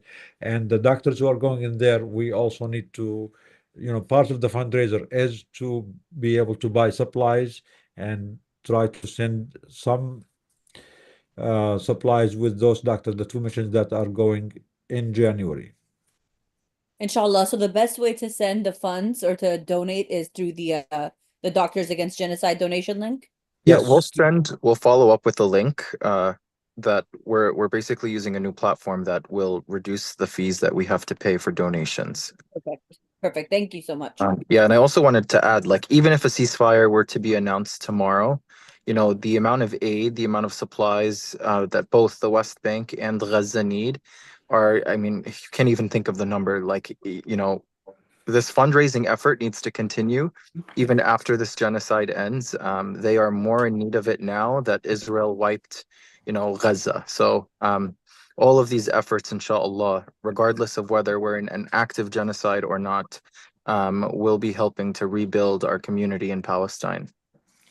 So again, thank you, Anas. Thank you for your generous work in the previous campaign for healthcare worker person New York and within our lifetime.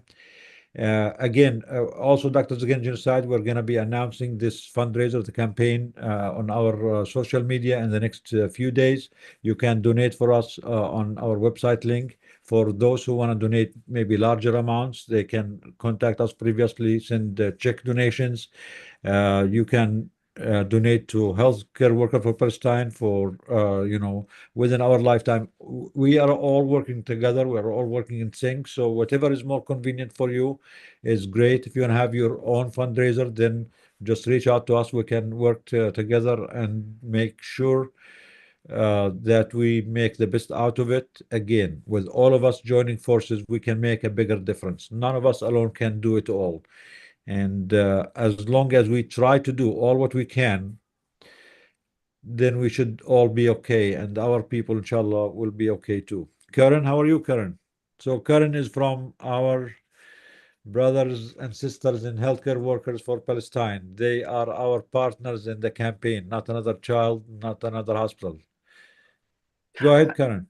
Yes, sir. Assalamu alaikum. This time I did actually have something to add. Speaking about joining forces, how we can maximize our efforts.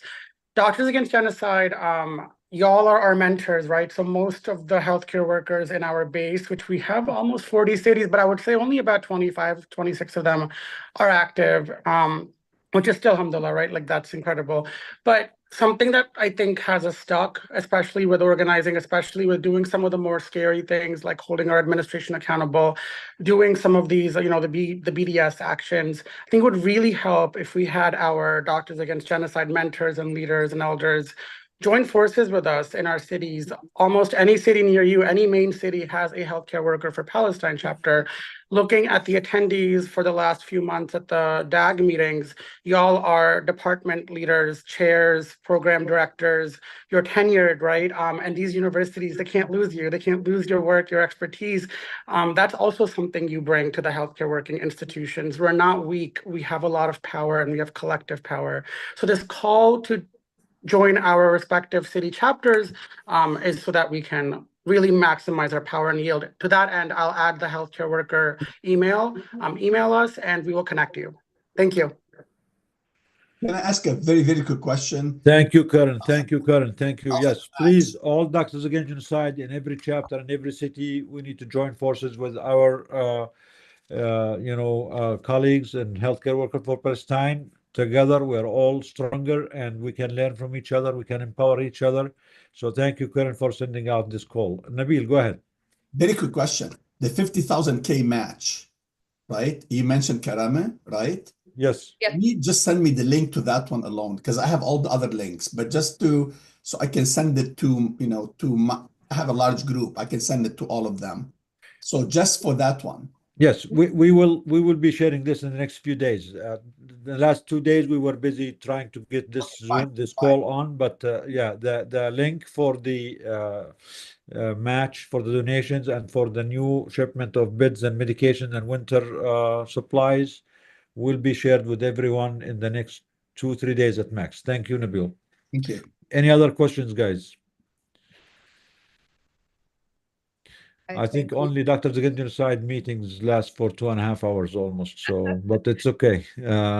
As long as we're trying our best, we should be good. Any other questions? Anyone has any questions? Okay, I think that's enough for today. Thank you everyone for being here. We really appreciate your presence. We really appreciate your questions, your advices, your contributions, and please continue to speak up, continue to be strong, continue to remember our people, our children, our colleagues in Gaza. We are the only voice they have, and please, at this point, after 14 months of genocide, we should be stronger. We should be more bold. We should be more demanding. No one has an excuse to stay silent, to stay complicit. Not an organization, not a hospital, not a doctor, not a politician, not a government. And please speak more and help us. Before we leave, we do have a day on the Hill on the 8th of January. The Day of the Hill means that people go and meet with their representatives. We have a form that Marie put here.